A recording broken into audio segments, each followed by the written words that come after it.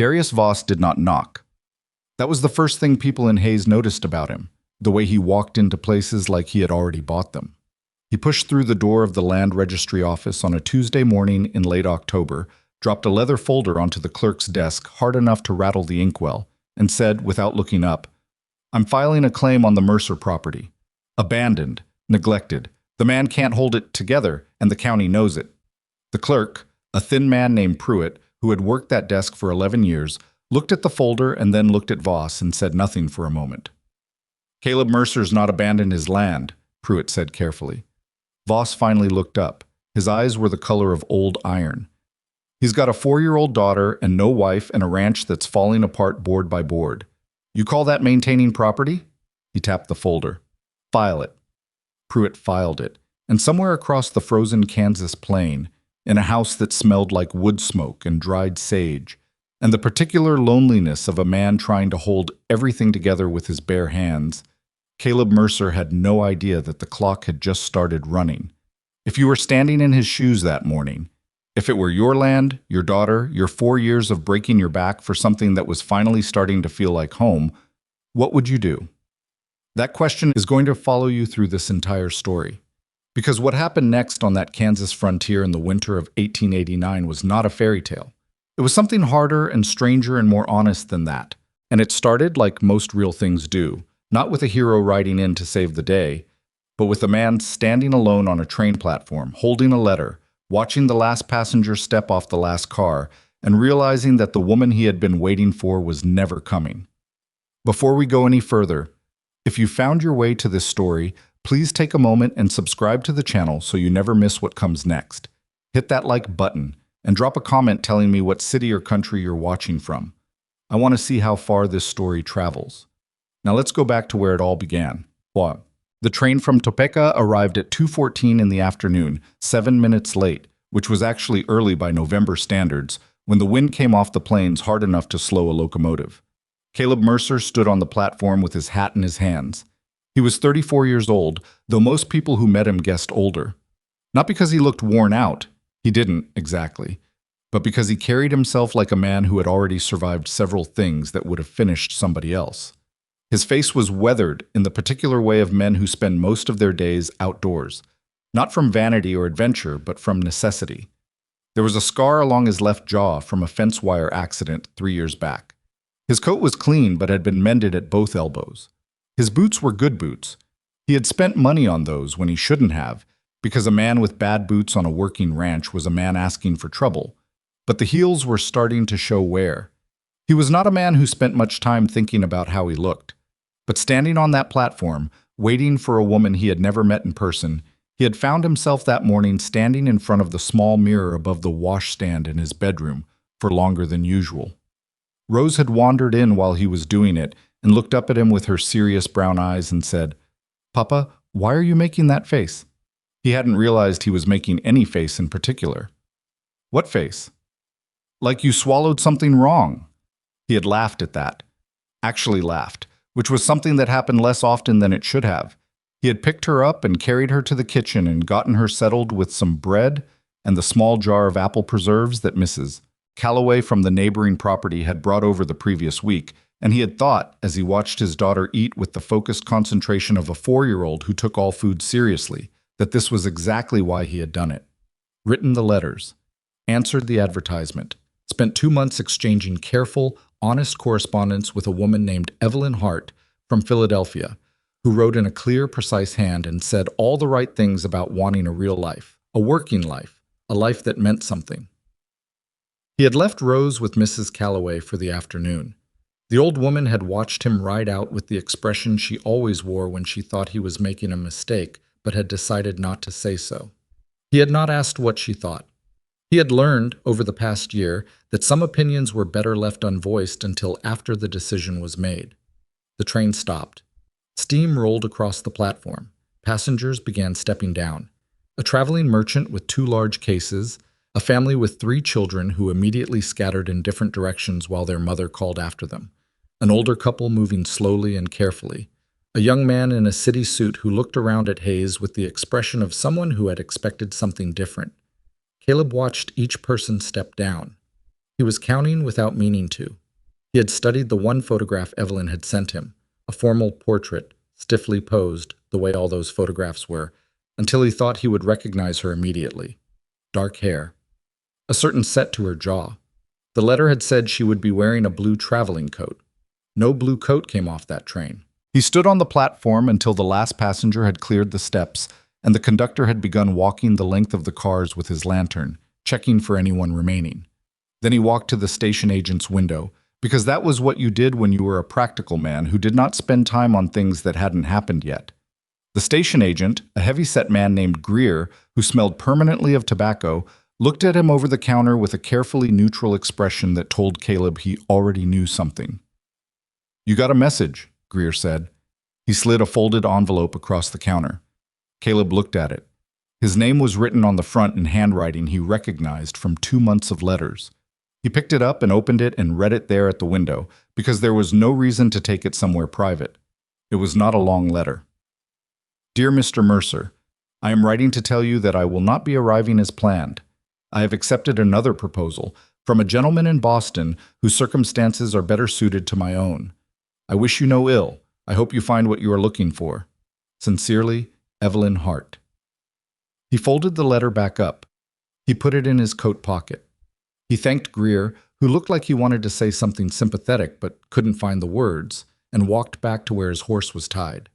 He stood there for a moment with his hand on the horse's neck, not because he needed to comfort the animal, but because he needed something solid to hold on to while he put his face back into the shape it was supposed to be. The wind was coming straight across from the northwest, carrying the smell of snow that wasn't here yet, but was definitely coming. Better suited to my own circumstances. He thought about the letters he had written, the careful, honest ones, where he had described the ranch exactly as it was, not glamorized, not minimized, just the plain facts of the work and the land and the winters, and what he needed from a partner. He had not tried to make it sound like something it wasn't. He had thought that was the right thing to do. He was beginning to wonder if honesty was actually a disadvantage when you were competing against men in Boston with better circumstances. He untied the horse and mounted and rode back toward the ranch. He didn't stop in town. He didn't want to talk to anyone. Word would get around fast enough. It always did in a town this size. And he would deal with the looks and the careful, not quite pity of his neighbors soon enough. Tonight he just wanted to get home, collect Rose from Mrs. Calloway, and sit by the stove for a while and not think about much of anything. But the mind doesn't cooperate with that kind of plan. Not when you're riding 7 miles through a November wind with nothing to do but think. The ranch had been his father's before it was his, and before that it had been carved out of raw Kansas grassland by a man who arrived with very little and built something from less. Caleb had grown up understanding that the land was not a gift. It was an argument you had with the weather and the soil and the market prices and the bank every single year, and some years you won and some years you barely held on. He had married a woman named Clara when he was 26. She had understood the argument, she had been a willing partner in it, and more than that, she had been the kind of person who made the hard seasons feel survivable just by being in the same room. Clara had died 18 months ago. Fever, fast and unexpected, the kind that took someone before you had time to understand it was serious. She had been sick on a Monday and gone by Wednesday, and Caleb had spent the first 2 weeks afterward in a kind of blankness that he still couldn't fully describe. Not grief exactly, or not only grief. More like disorientation, like someone had removed a structural wall from a building and the whole shape of everything had changed and he couldn't yet tell what was still standing and what was about to fall. Rose had kept him upright. That was the plain truth of it. When there was a 4-year-old who needed to be fed and kept warm and told that things were going to be all right, you found a way to do those things even when you weren't entirely sure they were true. But 18 months was a long time to run a working ranch with a small child and no partner, and he was feeling the weight of it in ways that went beyond tired. The fencing on the north pasture needed work he hadn't had time for. The root cellar was less stocked than it should be going into winter. He had let one of his 2 ranch hands go in September because he couldn't pay both of them and had decided he could manage with one. He wasn't entirely sure that had been the right decision. And Rose needed something he couldn't give her alone. He could feed her and protect her and love her without reservation, but she was 4 years old and she spent her days following him around a working ranch because there was nowhere else for her to go. and what she needed was a woman's presence. Someone to teach her things he didn't know how to teach. Someone to sit with her in the evenings and tell her stories and braid her hair, which Caleb attempted with what he privately considered deeply inadequate results. He had written the advertisement because it felt like the most honest option available to him. He was not looking for romance exactly. Or not only that. He was looking for a partner, someone willing to share the work and the uncertainty and the occasional reward of building something together. He had thought Evelyn Hart understood that. Her letters had suggested she did. Apparently her idea of building something together required better circumstances than he could offer. He arrived home as the sun was going down, the sky in the west streaked with cold orange that gave no warmth. Mrs. Calloway met him at her door before he could knock, which meant she had been watching for him. "She's asleep," the old woman said, meaning Rose. "I let her stay up a bit late. We made biscuits." She looked at his face. "You want to come in?" "I'll just take her home." Mrs. Calloway looked at him for a moment. She was 72 years old and had outlived a husband, 2 children, and what she called 3 catastrophic winters. And she did not bother with delicate language when she felt plain language was required. "She didn't come," the old woman said. "No." "I'm sorry, Caleb." "Thank you, Eleanor." He never called her Eleanor. The use of her first name was the only acknowledgement he gave that this was a moment that mattered. She went inside and came back with Rose wrapped in a quilt, still deeply asleep with the particular dead-weight sleep of small children. And Caleb carried his daughter home through the cold dark and put her to bed without waking her, and then sat at the kitchen table for a long time looking at nothing. He got out a piece of paper. He sat with the pen in his hand for 20 minutes before he wrote anything. Then he wrote a simple notice, plain and without ornamentation, the kind of thing you posted in a general store when you needed something practical and didn't have time for anything else. Rancher in Hayes County seeks a wife and a partner willing to work hard, raise a young child, and build a life in difficult country. The work is real and the winters are long. I will not promise what I cannot deliver. If you understand what that means and are willing anyway, write to Caleb Mercer, Hayes, Kansas. He read it back once. It sounded like him, which was either an advantage or a problem, depending on who read it. He folded it and left it on the table to take to the store in the morning. The laughter, when it came, was not cruel exactly. That was almost worse. It was the kind of laughter that comes from people who think they are being realistic. Henderson, at the general store, who posted the notice on his board behind the counter, read it twice and made a sound that was not quite a laugh and said, "You know, most women coming west want some kind of prospect, Caleb." "I have a prospect," Caleb said. "I have a ranch. A struggling ranch. Most ranches struggle. That's the nature of ranches." Henderson shrugged and tacked the notice up, and that was the end of his commentary. But Caleb saw the look that passed between Henderson and his wife when they thought he wasn't watching. The kind of look that meant they had already decided how this was going to turn out. He heard variations of that look for the next 3 weeks. The postmaster's wife, who knew everything and made sure everyone knew she knew it, mentioned to 3 separate people, which meant it reached Caleb within 48 hours, that a man who had already been abandoned by one mail-order bride was unlikely to attract another one. A man at the feed store made a joke about it that Caleb didn't hear directly, but was described to him afterward with the apologetic wincing that indicated it had been received as funnier than it deserved. He ignored all of it. He had work to do. He spent those 3 weeks doing what he always did when he was trying not to think too hard about something. He worked. He repaired the north pasture fencing himself, working through cold mornings until his hands were numb, because numb hands were easier than the alternative. He restocked the cellar as best he could with what he had. Honey got Rose settled into a routine that worked for both of them. Mornings in the house while he did the indoor chores, afternoons bundled up and watching while he worked outside, evenings by the stove with the picture books she made him read to her 3 and 4 times in a row, because she liked the familiarity of the same words in the same order. "Again," she would say, when he finished. "I just read it." Again. He would read it again. This was, he had decided, the most efficient description of fatherhood available. A loop of love and exhaustion that repeated itself indefinitely without either element diminishing. He had almost stopped checking for a response to the notice when the letter arrived. It was on a Thursday, 3 weeks after he had posted the notice, and the postmaster handed it to him with an expression that Caleb couldn't quite read. Not the wincing sympathy he had been getting, but something more careful and curious. The return address was a town in Ohio he had never heard of. The handwriting was plain and direct, not the careful penmanship of a woman who had practiced her letters for the presentation of them, but the handwriting of someone who wrote because they had something to say and was trying to say it clearly. He read it on his horse on the way home, which he knew was not safe, and did it anyway. Mr. Mercer, I saw your notice in a letter passed along by a woman I know who came through Hayes County in September. I am writing because the notice sounded honest, and I am tired of things that aren't. My name is Vivian Cole. I am 28 years old. I am a widow's daughter. My father died when I was 16, and my mother died last spring. My sister died 2 years before that, in childbirth, along with her baby. I tell you this not because I want your sympathy, but because I think a person's circumstances tell you what they're made of. I have worked since I was 16.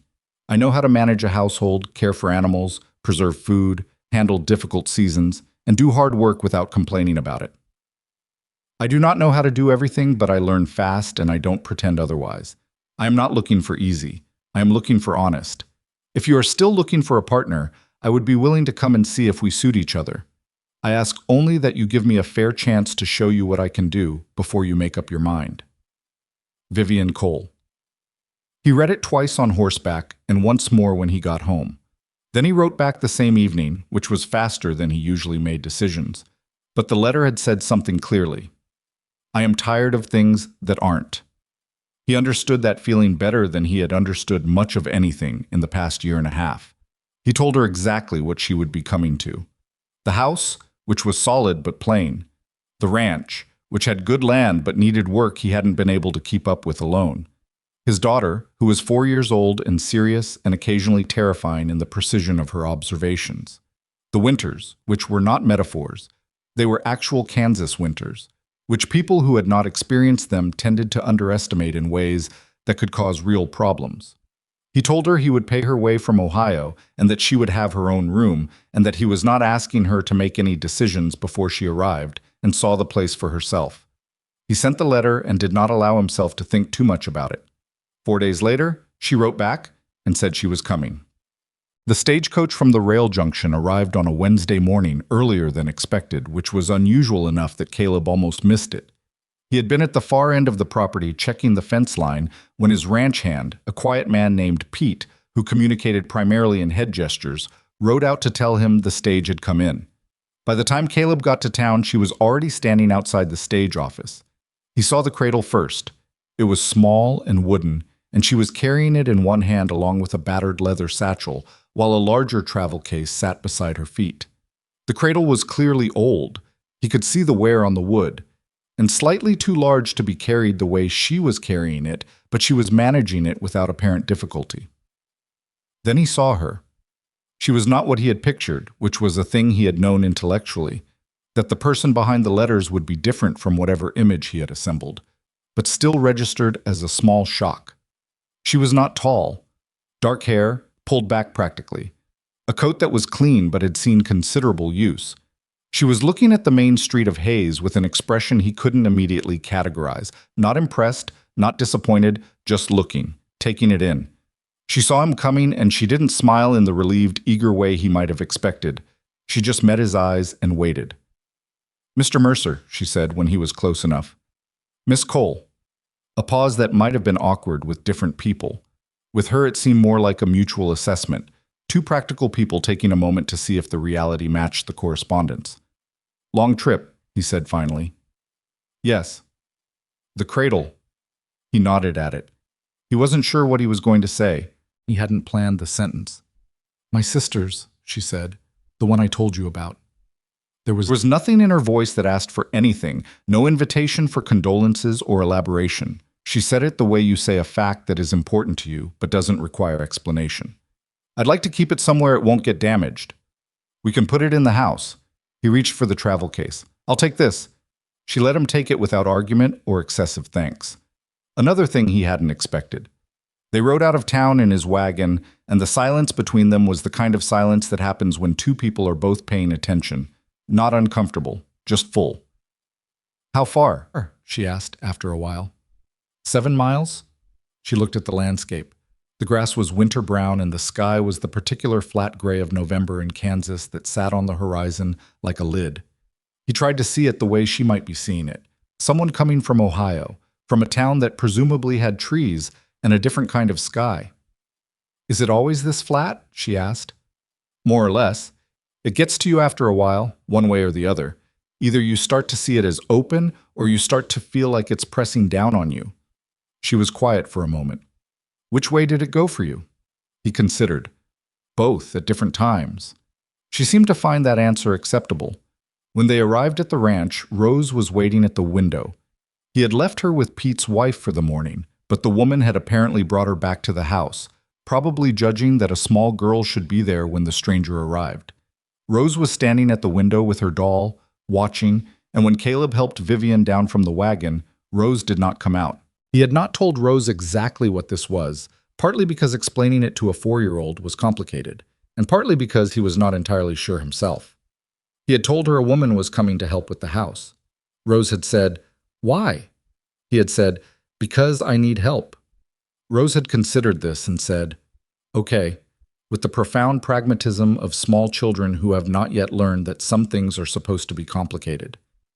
Vivian walked to the door and Caleb opened it, and Rose was standing there with her doll held against her chest, staring up at the stranger with that particular expression she got when she was deciding what to think about something.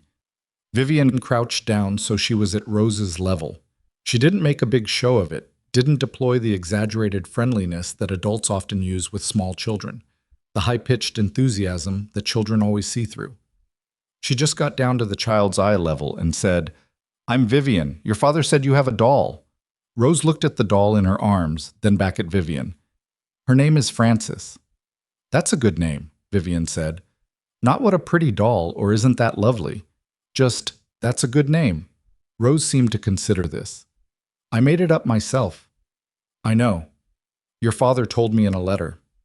This clearly startled Rose, that she had been mentioned in letters to this stranger, that some information about her had traveled all the way to Ohio and back. She processed it for a moment and then stepped back from the door in a way that was not quite an invitation, but was not a refusal either. Vivian stood up and walked in. The first thing she did was look at the house, not in the way of someone cataloging what was wrong with it, though Caleb was aware acutely of the things that were wrong with it, but in the way of someone trying to understand a place. She walked through the main room and looked at the stove and the table and the shelves, and she went to the window in the kitchen and looked out at the yard, and she went to the back of the house and looked at the small bedroom that would be hers, and she came back to the kitchen without having said anything. Then she said, "Where do you keep your flour?" He pointed. She went to the cabinet and opened it and looked at what was there. Then she went to the next cabinet and the one after that, moving through his kitchen with the focused efficiency of someone trying to understand what she had to work with. "The flour's getting low," she said. "I know. I was going to get more this week." "And this?" She held up a tin of salt that was nearly empty. "I know." She put it back and stood in the middle of the kitchen for a moment, looking around. He had the uncomfortable sense of his own household being assessed, which it was, objectively, but also the separate sense that she wasn't judging him for what was missing. She was just figuring out what needed to be done. "I can make supper," she said, "if you tell me what you have." He told her what he had. It wasn't much, a modest collection of staples and some dried meat, and a half-dozen eggs from the chickens that were still laying despite the cold. She listened without comment, then went to work. What she made from those ingredients was more than he expected. Not elaborate, nothing fancy, nothing that required things she didn't have, but complete and adequate in a way that his own cooking rarely managed to be. He had fed himself and Rose through a combination of basic technique and low expectations, which worked but did not produce anything that could be called satisfying. This was satisfying. Rose ate all of it and then looked at the empty bowl with an expression of mild surprise. After supper, while Rose sat by the stove with Frances the doll, Vivian washed the dishes with the focused efficiency she seemed to bring to everything. Caleb dried them and put them away, and they worked side by side in the kitchen without talking much. And he was aware that this was strange, this being in the kitchen with a woman he had met 5 hours ago, doing the ordinary evening work of a household, and also that it didn't feel as strange as it logically should have. "The cradle," she said, without looking up from the washing. Is there a place in the house where it would be out of the way, but not where it would get damaged? He thought about it. There's a corner in the sitting room, by the east wall. Gets a little light in the morning. She nodded. That would be good. After the dishes were done, they brought the cradle in from where he had put it with the other luggage and set it in the corner she had chosen. Up close, it was finer work than he had noticed outside. Someone with real skill had made it. The wood was worn smooth from handling, and there were small carved details along the sides that spoke of time and care. Rose had come over to look at it. She stood beside Vivian and studied the cradle with serious consideration. "What's it for?" Rose asked. "For rocking babies," Vivian said. "It was my sister's. She made it for her baby." Rose thought about this. "Where's the baby?" A pause that Caleb noticed. "They both went away," Vivian said. Her voice was level. "A long time ago." Rose looked at the cradle and then at Vivian and seemed to make some connection that Caleb couldn't quite follow. Then, without saying anything, she walked over to where she had left Frances the doll, picked the doll up, carried her back across the room, and placed her carefully inside the cradle. The three of them looked at the doll lying in the carved wooden cradle. "She fits," Rose said with satisfaction. Vivian said nothing for a moment. Then, "She does."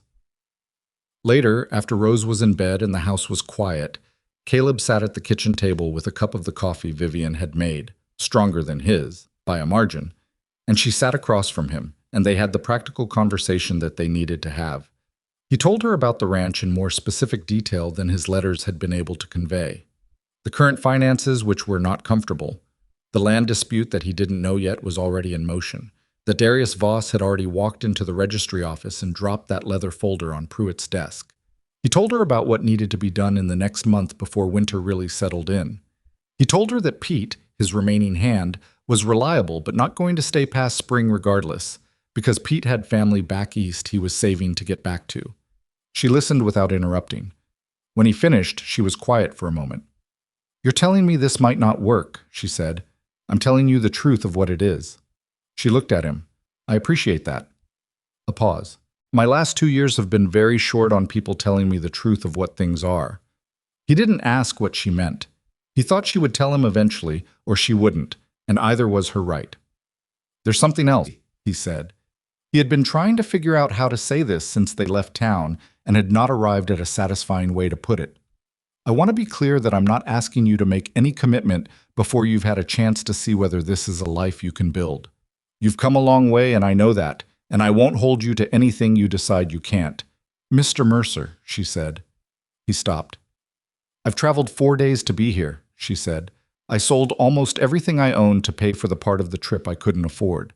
I am here because I intend to be here." She said it without heat. Not defiant, just factual. "If I decide this isn't going to work, I'll tell you plainly, and we can figure out what comes next. But I didn't come all this way to leave." He looked at her across the kitchen table. The lamp was low, and the stove was still putting out heat, and outside the wind had picked up and was pressing against the north wall of the house. "All right," he said. "All right," she said back. It was not a romantic moment exactly. It was something quieter than that, and in some ways more solid. Two people who had both been carrying more than one person should have to carry, sitting across a table in a plain Kansas kitchen, agreeing to try. He went to bed that night thinking about the letter in his coat pocket from Evelyn Hart.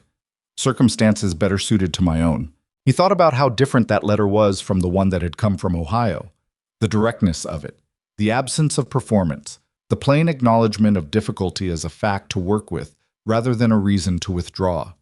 He thought that whatever happened next, he had made the right choice writing back. He did not think yet about Darius Voss and the leather folder and the clock that had already started running. That was coming. But not tonight. Tonight there was a woman asleep in the small room at the back of his house, and a doll lying in a wooden cradle in the corner of his sitting room, and a 4-year-old dreaming whatever 4-year-olds dream, and for the first time in 18 months, the house did not feel like it was waiting for something that wasn't going to come. Outside, the first snow of winter began to fall, quietly and without ceremony, covering the frozen ground in white. The snow that had started falling the night Vivian arrived did not stop until Thursday. It was not a killing storm, not the kind of blizzard that the old-timers in Hayes talked about with the reverent terror of people who had survived something that should have finished them.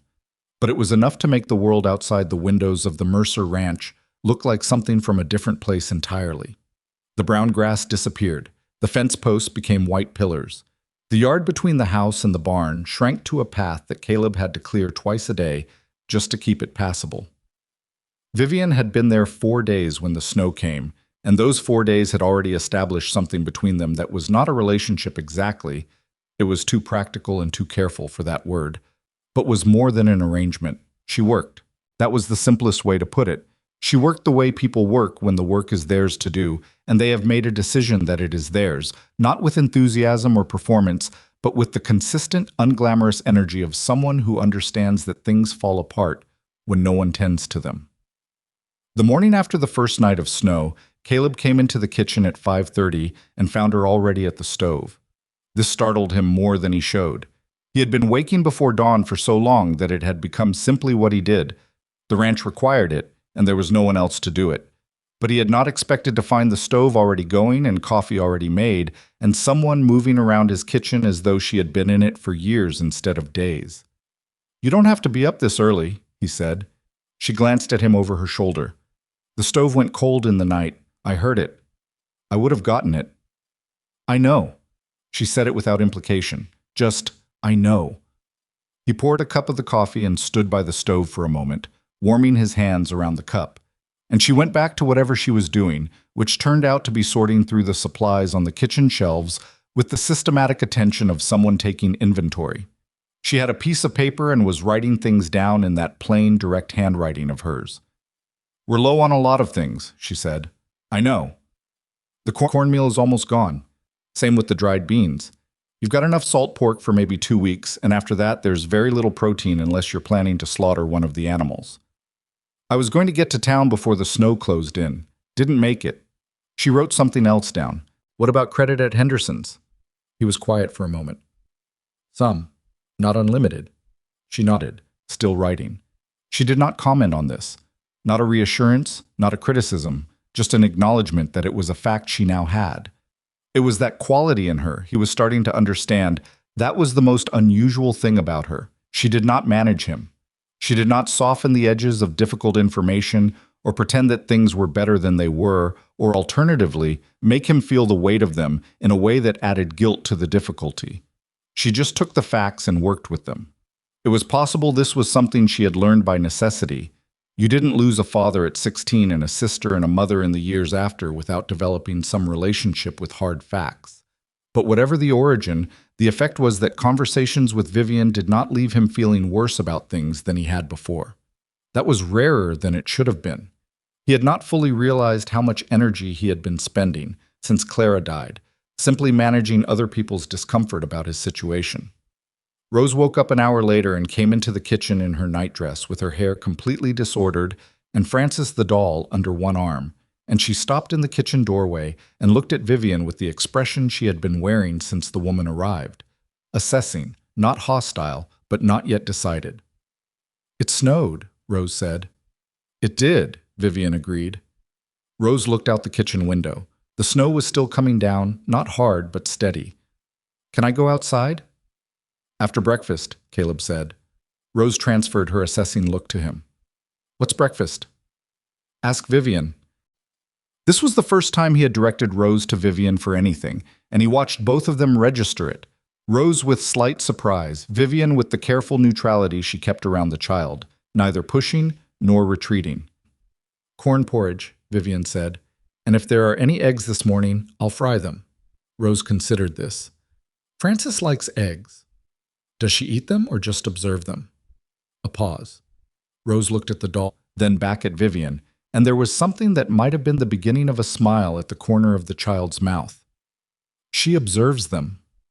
Good. Easier to cook for. Rose came into the kitchen and sat at the table and watched Vivian cook with the focused attention she gave to things she was trying to understand, and Caleb went out to the barn to start the morning chores. And when he came back in an hour later with cold, stiffened hands and snow on his coat, the porridge was done and the eggs were done, and Rose was telling Vivian something about a dream she'd had that involved a horse made of clouds.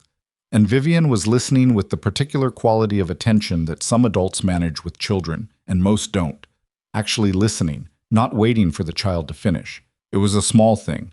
He told himself it was a small thing and went to wash his hands. The snow kept them close to the house for 3 days, which was its own kind of pressure. Caleb was not a man who did well with enforced stillness.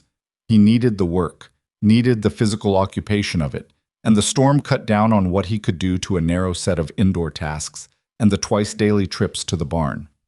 The house felt smaller than usual. I was aware of Vivian moving through it in a way he hadn't been when it was just him and Rose and Pete occasionally coming in from outside. She rearranged the kitchen on the second day. Not dramatically. She didn't move the furniture or do anything that announced itself.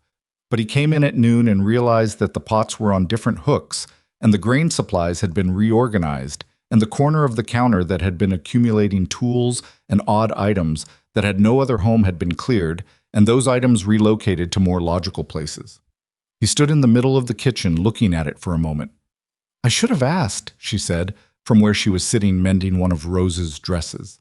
She had found the mending basket, which he had been ignoring for 2 months, and had apparently decided to work through it. "No," he said. "It makes sense. Some people don't like their things moved. I'm not some people." He looked at the reorganized counter again. "I just put things down wherever was close. Clara used to—" He stopped. He hadn't intended to say her name. Vivian looked up from the mending, but she didn't pursue it, didn't offer the careful sympathy that people usually deployed when Clara came up. She just waited to see if he was going to finish the sentence. He wasn't. "It's better this way," he said, meaning the kitchen.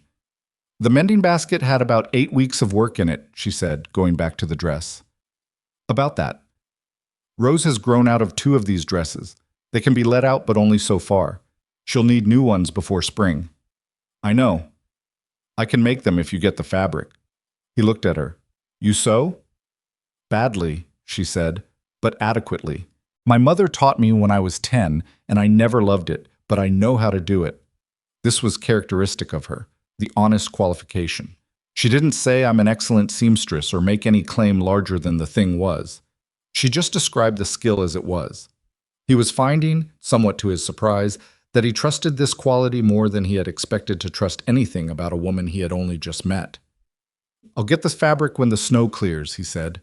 She nodded and went back to the mending.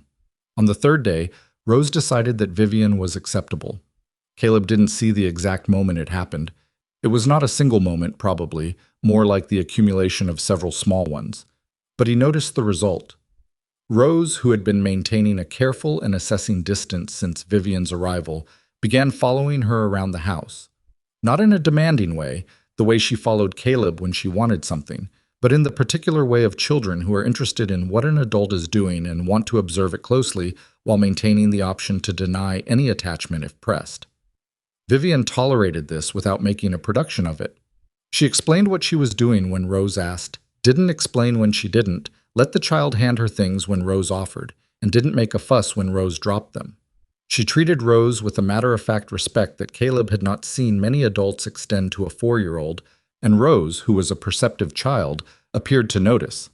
The specific moment that Caleb identified as the turning point was when Vivian was trying to fix a loose hinge on one of the kitchen cabinet doors, and Rose, watching, picked up the screwdriver from where Vivian had set it down and held it out to her. Vivian took it without comment. Then she said, "Hold the door steady, can you?" Rose held the door steady with both hands, her face set with serious concentration, while Vivian tightened the hinge. "Good," Vivian said when it was done. "Just good." No extravagant praise, no condescension. Rose looked at the hinge and then at Vivian. "Is it fixed?" "It is." "I helped." "You did." Rose seemed to find this deeply satisfying in a way that Caleb understood. The satisfaction of having done something real, something that mattered in a small but concrete way. He felt a complicated thing watching it, something that was partly gratitude and partly grief, because it was the kind of moment Clara would have known how to make, and he had been failing to make it for a long time. The snow cleared on a Saturday, and Caleb made it to town on Monday, and that was when things changed. He had 2 errands to run, supplies at Henderson's and a stop at the land office to check on some paperwork he had been meaning to follow up on for a month. He did the supplies first because Henderson's was closer and because he was putting off, without quite admitting it, going to the land office. Henderson's wife was behind the counter when he came in, which meant the conversation was going to involve more words than he preferred for a Monday morning. She greeted him with the warmth of someone who had information and had been waiting to deliver it. "So the woman stayed," she said. "She did. Through the snow and everything. Through the snow and everything." Mrs. Henderson smiled at him in the way of a woman who was relieved that a situation she had considered a potential disaster was resolving itself acceptably. "That's good then, Caleb. I'm glad for you." He did not say what he was thinking, which was that nothing was resolved yet, and he would appreciate it if people stopped treating the presence of a woman in his house as the solution to his problems, because his problems were considerably more specific than that. He said, "I need to talk to Frank about credit." Frank Henderson came out from the back and they had the conversation they needed to have, which was not comfortable but was at least honest. And Caleb left with the supplies he needed and a credit arrangement that would hold through winter if he was careful. Being careful was something he was already doing. Being careful was, at this point, the primary mode he operated in. He tied the supplies to the wagon and walked to the land office. Pruitt was at his desk and looked up when Caleb came in, and the expression on his face was the specific expression of a man who has been carrying information he didn't want to carry and is now going to have to set it down. "Caleb," he said, "I was going to send word out to you." "About what?" Pruitt set down his pen. "Darius Voss filed a claim on your property 3 weeks ago, week before Thanksgiving." The words landed in a specific way, not like a surprise exactly, because Caleb had known, somewhere in the back of his mind, that Voss had been watching the ranch for a long time. But knowing something is possible and having it become real are two different things, and the difference between them had a particular weight. "On what grounds?" Caleb said. It was not quite a question. "Neglect and abandonment. He's claiming the property is not being properly maintained and that the owner lacks the means to sustain it." Pruitt looked at the papers on his desk, then back at Caleb. "There's going to be a hearing, January 15th. January 15th was 7 weeks away. Caleb stood at the counter and made himself think clearly, which was harder than it should have been, because there was a thing happening at the center of his chest that wanted to turn into something loud and unproductive. He breathed through it. What does he need to prove? That the land is abandoned or neglected. That you failed to maintain it to the standard required under the homestead provisions. Pruitt hesitated. He's got a lawyer from Topeka coming. Of course he does. You're going to need to demonstrate the opposite, that the ranch is being actively and adequately maintained, that the household is stable. Another hesitation. The stable household part matters, Caleb. A man alone with a small child, that's the argument he's going to lean on, that you don't have the capacity to run it properly. Caleb was quiet for a moment. And if I have a wife? Pruitt looked at him. Do you? Not yet. The ride home was 7 miles, and he spent most of them working through what he knew and what he needed to do about it. Voss was not a man who made moves without being fairly certain of the outcome. He had filed that claim the week before Vivian arrived, which meant he had done it when the situation looked the way it had looked. A widower, a small child, a struggling ranch, no partner. He had timed it carefully. What he hadn't counted on was Vivian Cole stepping off a stagecoach with a wooden cradle and a satchel and a letter from Ohio. Whether that changed anything depended on what happened in the next 7 weeks, and on what kind of evidence Caleb could put together, and on one conversation he was going to have tonight. That was going to be the hardest conversation he had attempted since he stood at Clara's grave in the April mud 18 months ago. He got home as the light was going. Pete had taken care of the afternoon chores and had gone back to the bunkhouse, and the house was warm, and there was something on the stove that smelled like it had been cooking all afternoon, and Rose was asleep on the settee with Frances the doll because she had apparently given up waiting for him and fallen asleep in the sitting room rather than go to bed without seeing him first. Vivian was at the kitchen table with the mending basket again. She looked up when he came in, took one look at his face, and set down the mending. Something happened in town, she said. He sat down across from her and told her about Darius Voss. He told her all of it, not just the claim and the hearing, but the history, because she needed the history to understand what they were dealing with.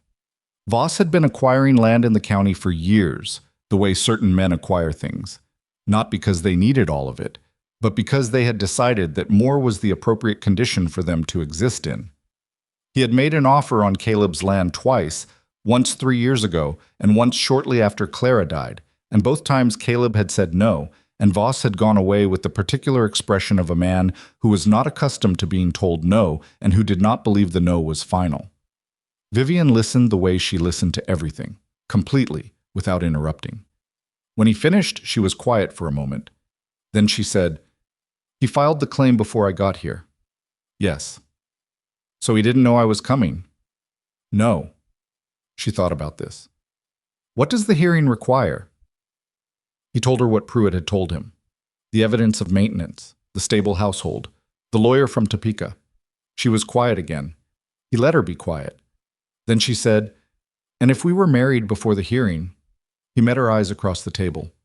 "It would help. The judge would see." "I understand what the judge would see." Her voice was level, not cold, but careful.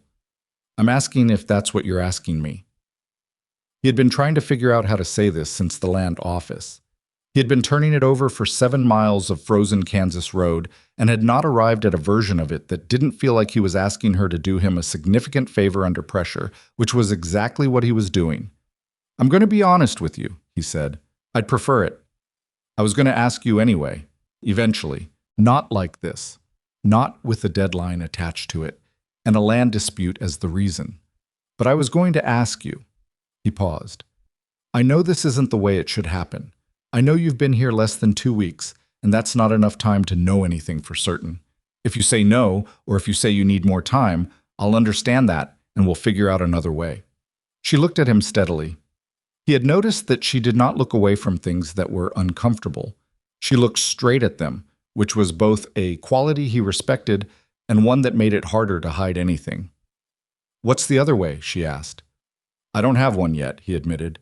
She made a small sound that might have been a short, involuntary acknowledgement of the honesty of that answer.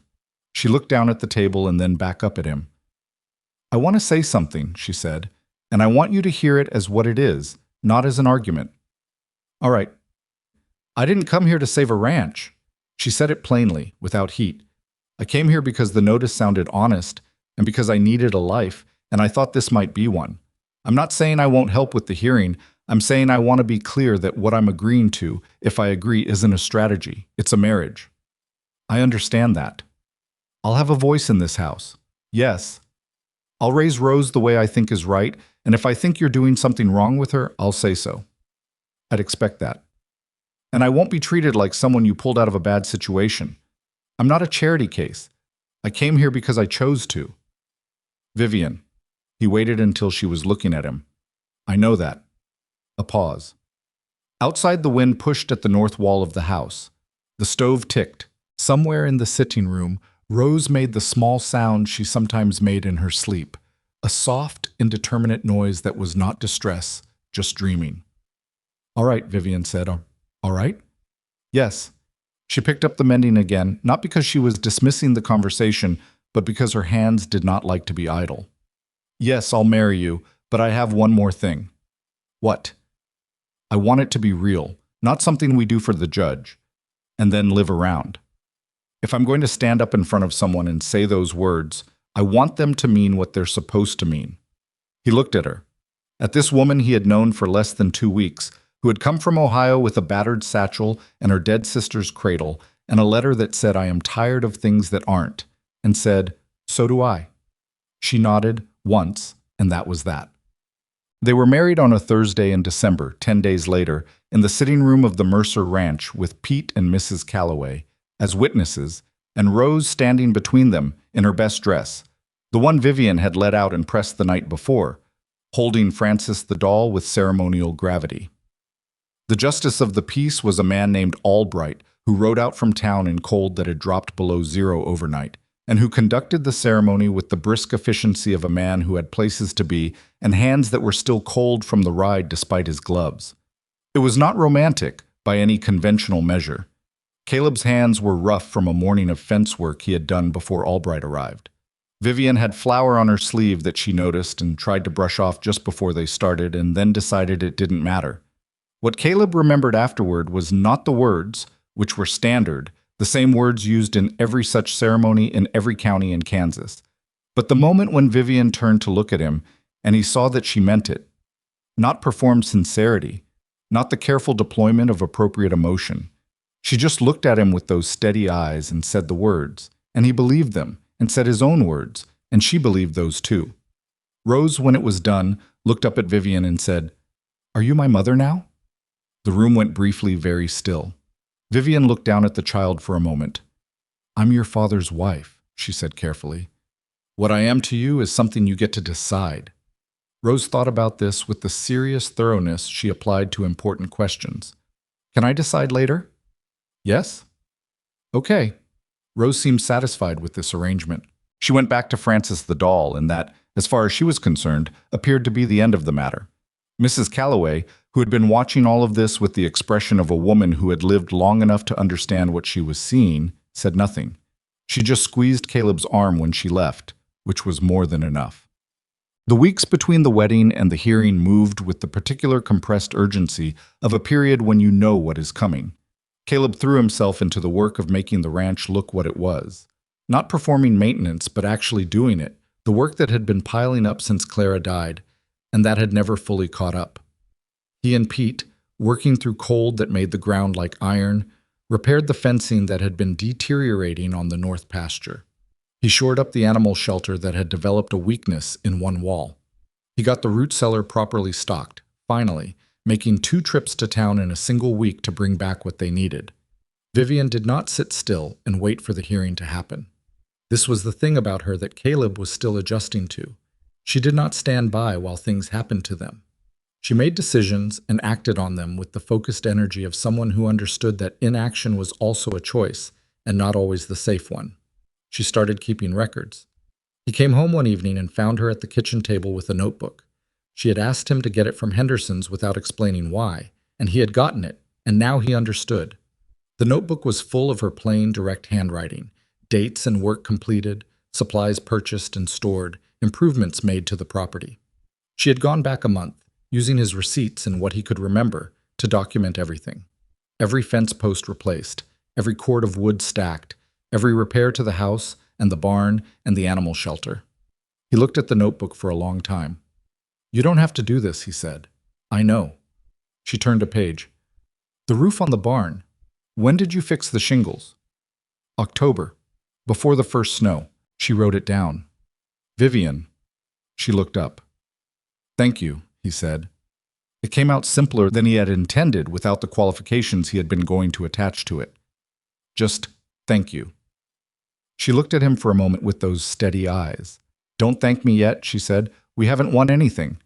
But there was something in her expression that he was starting to recognize. Not confidence exactly, but the particular quality of a person who has decided to fight and has committed to the fighting and who does not intend to stop until it is finished. Outside the kitchen window, the Kansas winter pressed its cold, flat weight against the house, and January 15th was 3 weeks away. And Darius Voss's lawyer from Topeka was, presumably, preparing his arguments in a warm office somewhere, certain of the outcome. He was not accounting for the notebook. He was not accounting for Vivian Cole Mercer, who had come to this ranch with a satchel and a wooden cradle, and had decided, in the quiet way of people who mean what they say, that this was her home, and she was not leaving it, and she was not going to let anyone take it without a fight they would remember. Those who had been listening to all of this from the doorway of the kitchen. She was perpetually appearing in doorways, this child, a small, silent witness to the life of the house, said, from behind the doorframe, "Is the bad man going to take our ranch?" Caleb and Vivian both looked at her. "No," Vivian said, before Caleb could answer. She said it the way she said things she meant. "He's not." Rose appeared to find this answer sufficient. She went back to Frances the doll and the wooden cradle and the corner of the sitting room that had become, over the weeks, irrevocably hers. 3 weeks before the hearing, Darius Voss rode out to the Mercer ranch. He did not send word ahead. He did not come with his lawyer or with any official capacity. He came alone, on a gray horse that cost more than Caleb made in 6 months, on a Tuesday morning when the temperature had dropped overnight to something serious, and the sky had the particular white flatness that meant more snow was coming before dark. He rode into the yard as though he had every right to be there, which was a thing he was very good at, entering spaces as though he already owned them. and he sat on his horse and looked at the house and the barn and the yard with the slow, careful attention of a man taking inventory. Caleb was splitting wood behind the barn and heard the horse come in. He came around the side of the building with the axe still in his hand, not as a threat. He set it against the barn wall before he walked into the yard, but because he had been in the middle of something and did not intend to let Voss's arrival make him forget he had work to do. Voss was 47 years old and looked like what he was, which was a man who had spent decades making decisions that other people had to live with.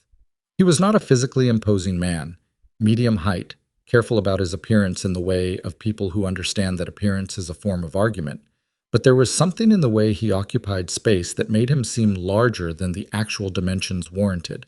He had pale eyes that did not warm when he smiled, which he was doing now, from horseback, looking down at Caleb.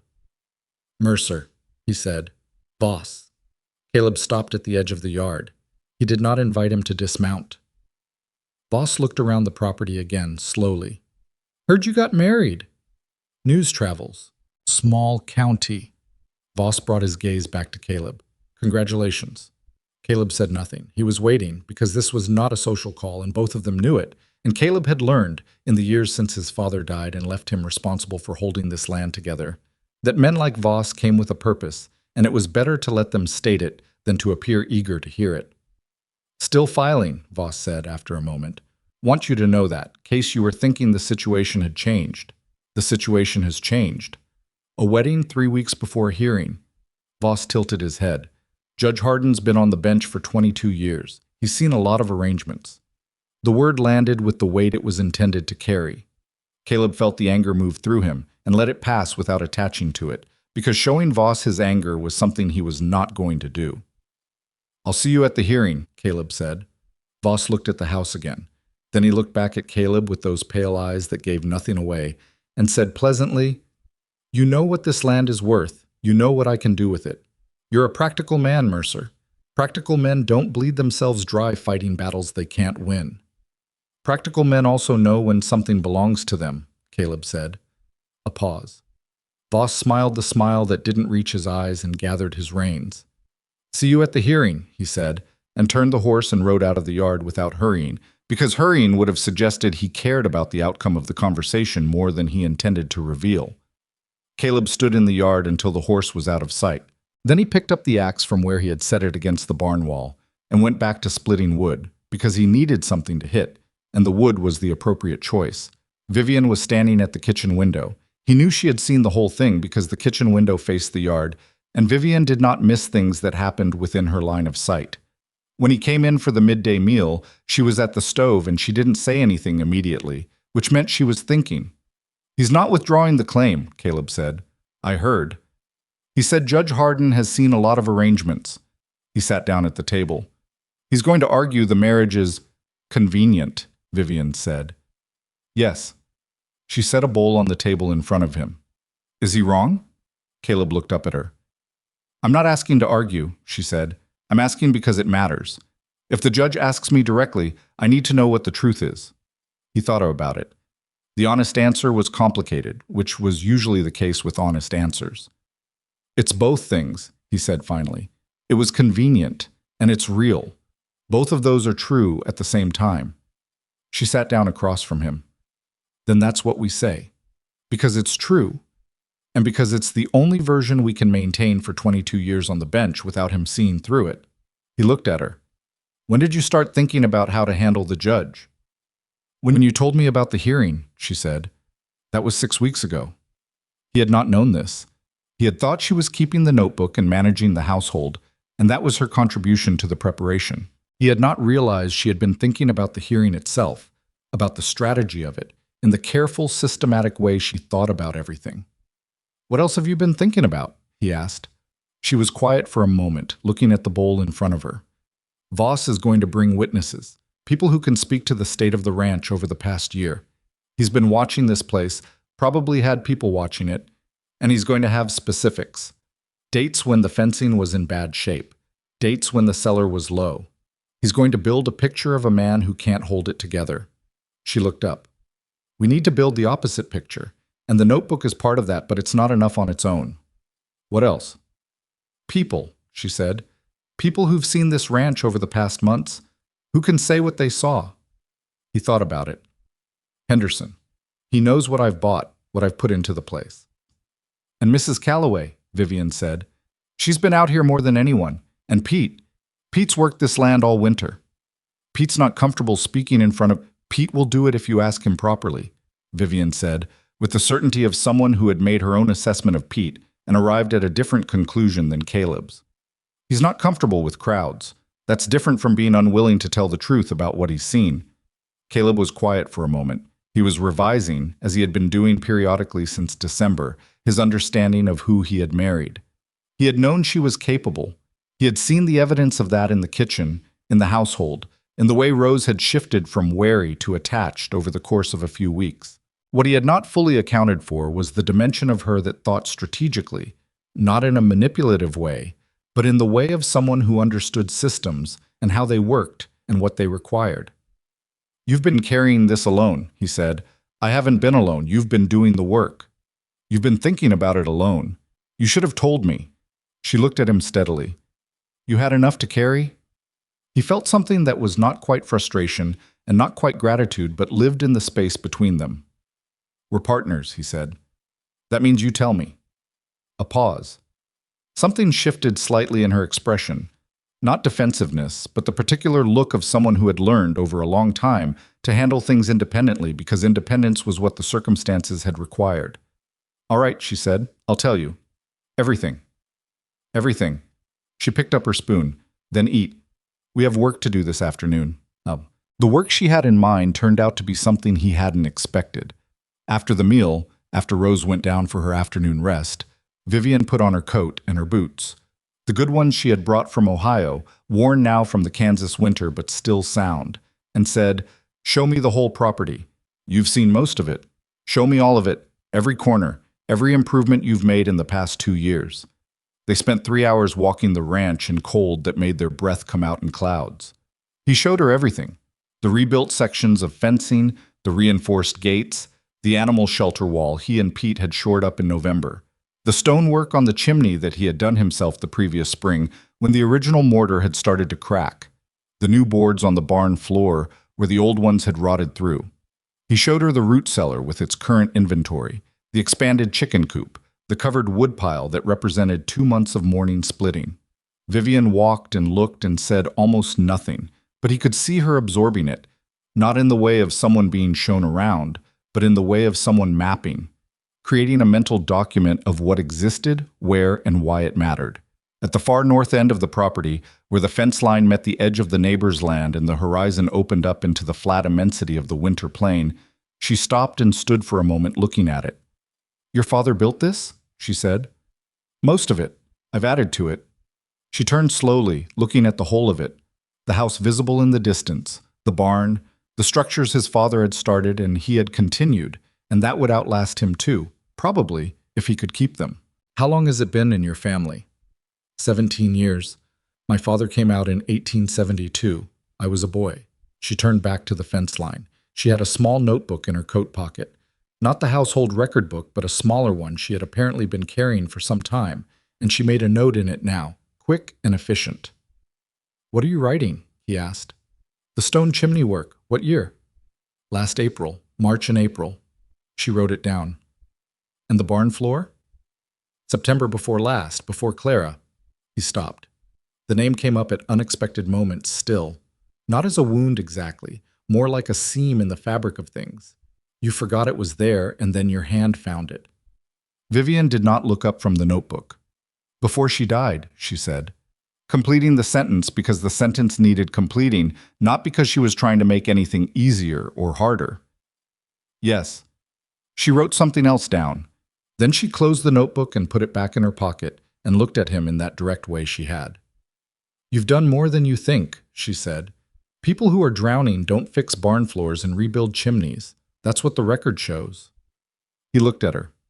The cold was sharp and the sky was doing what it had been threatening all day, the first fine particles of new snow beginning to drift down, barely visible against the white sky. Voss is going to say the marriage is the arrangement, he said. Arranged to look legitimate. Let him say it. How do we counter that? She held his gaze. We don't counter it. We let what's true speak. She turned back toward the house, starting the walk back. If Judge Harden is the man you say he is, 22 years on the bench, seen everything, then he knows the difference between a performance and a real household. Our job is to make sure he sees the real thing. Caleb fell into step beside her. The snow was picking up slightly, not enough to be a problem yet, but enough to make the walk back brisk. Vivian. What you said before, about not coming here to save a ranch. He paused, trying to find the right words, which had never been something he was particularly skilled at. I want you to know that's not what I think of you as. She walked for a moment without answering. I know, she said finally. I mean it. I know you do. A pause. That's why I said yes. They walked the rest of the way back in silence that was not uncomfortable. The snow was coming down more steadily now, the sky having finally delivered on its promise, and it settled on Vivian's dark hair and on the shoulders of his coat, and the house appeared ahead of them with the particular quality it had in falling snow, contained, separate from the white world around it, lit from within by the lamp that Vivian had left burning in the kitchen window. He had noticed she always left a lamp in the kitchen window when they were both going to be out. He hadn't asked her about it. He thought it might be a habit from before, from some place where lights and windows meant something about who was home and who wasn't. They went inside and Rose woke up from her nap and demanded to know if it was still snowing, and Vivian said yes, and Rose went to the window and pressed her face against the glass and watched the snow with the absolute focused attention that 4-year-olds give to weather, as though by watching hard enough they could influence its decisions. Life continued, but underneath it, the clock kept running. Well, 8 days before the hearing, 2 things happened that changed the shape of what was coming. The first was that Henderson at the general store let something slip. Not maliciously. Henderson was not a malicious man, just one who talked more than he thought. And what he let slip was that Voss's lawyer had been in town for a week already, talking to people. Not obviously, not in the way you'd notice if you weren't paying attention, but quietly, in the way that lawyers preparing cases move through a community. He had spoken to the man who had delivered feed to the Mercer ranch in September and asked him about the state of the fencing he'd seen. He had spoken to 2 families who lived along the road between Hayes and the ranch and asked them what they observed when they passed. He was building the picture, exactly the way Vivian had said he would, slow and careful and specific, assembling observations into an argument. Caleb got this information on a Wednesday and brought it home and told Vivian, who received it without apparent surprise. How many people did he talk to? She asked. I don't know. Henderson said at least 3 that he knew of. The fencing was bad in September, Vivian said, stating the fact plainly. You hadn't gotten to it yet, that's true. I know. So he's going to have testimony about that. We need to have testimony about what came after. She was at the kitchen table with the record notebook, and she opened it and turned to the page where the north fence repairs were documented. Pete started the fence work the 2nd week of October? 3rd week. I was with him most days.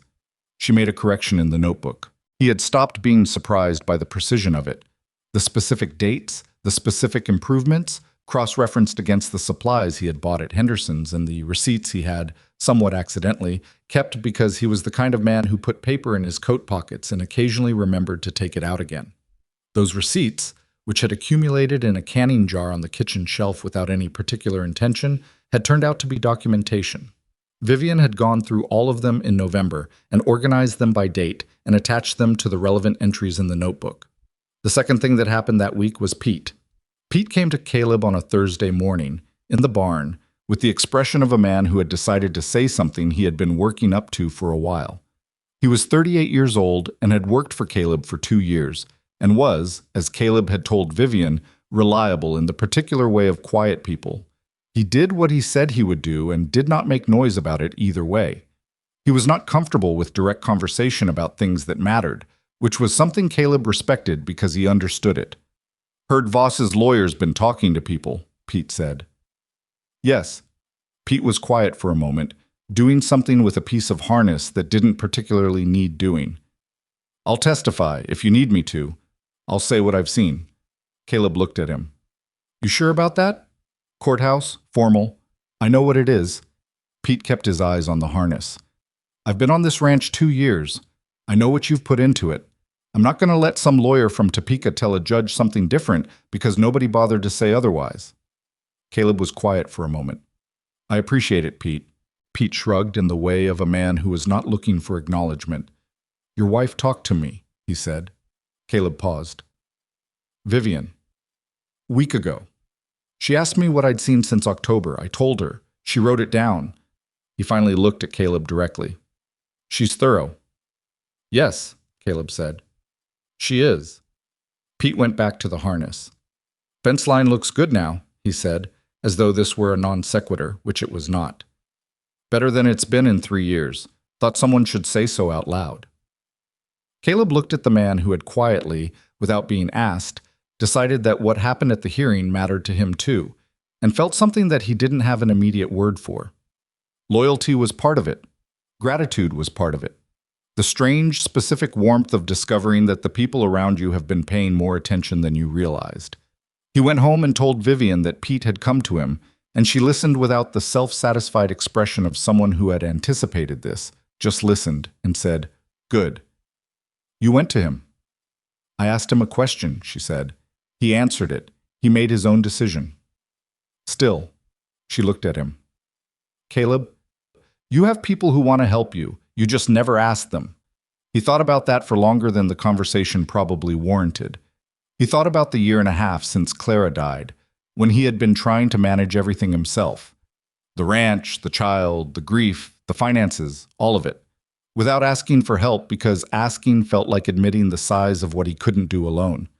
He thought about the notice he had posted at Henderson's store, which was itself a kind of asking, and how it had felt like a last resort rather than a reasonable option. He thought about the people who had stepped forward, Vivian, Mrs. Calloway, now Pete, and how none of them had required him to be anything other than honest about what he needed. I'm not good at asking, he said. I noticed. Is that a problem? She considered him. It's something you're working on, she said, which was both an honest answer and a more generous one than he deserved. The night before the hearing, nobody slept well.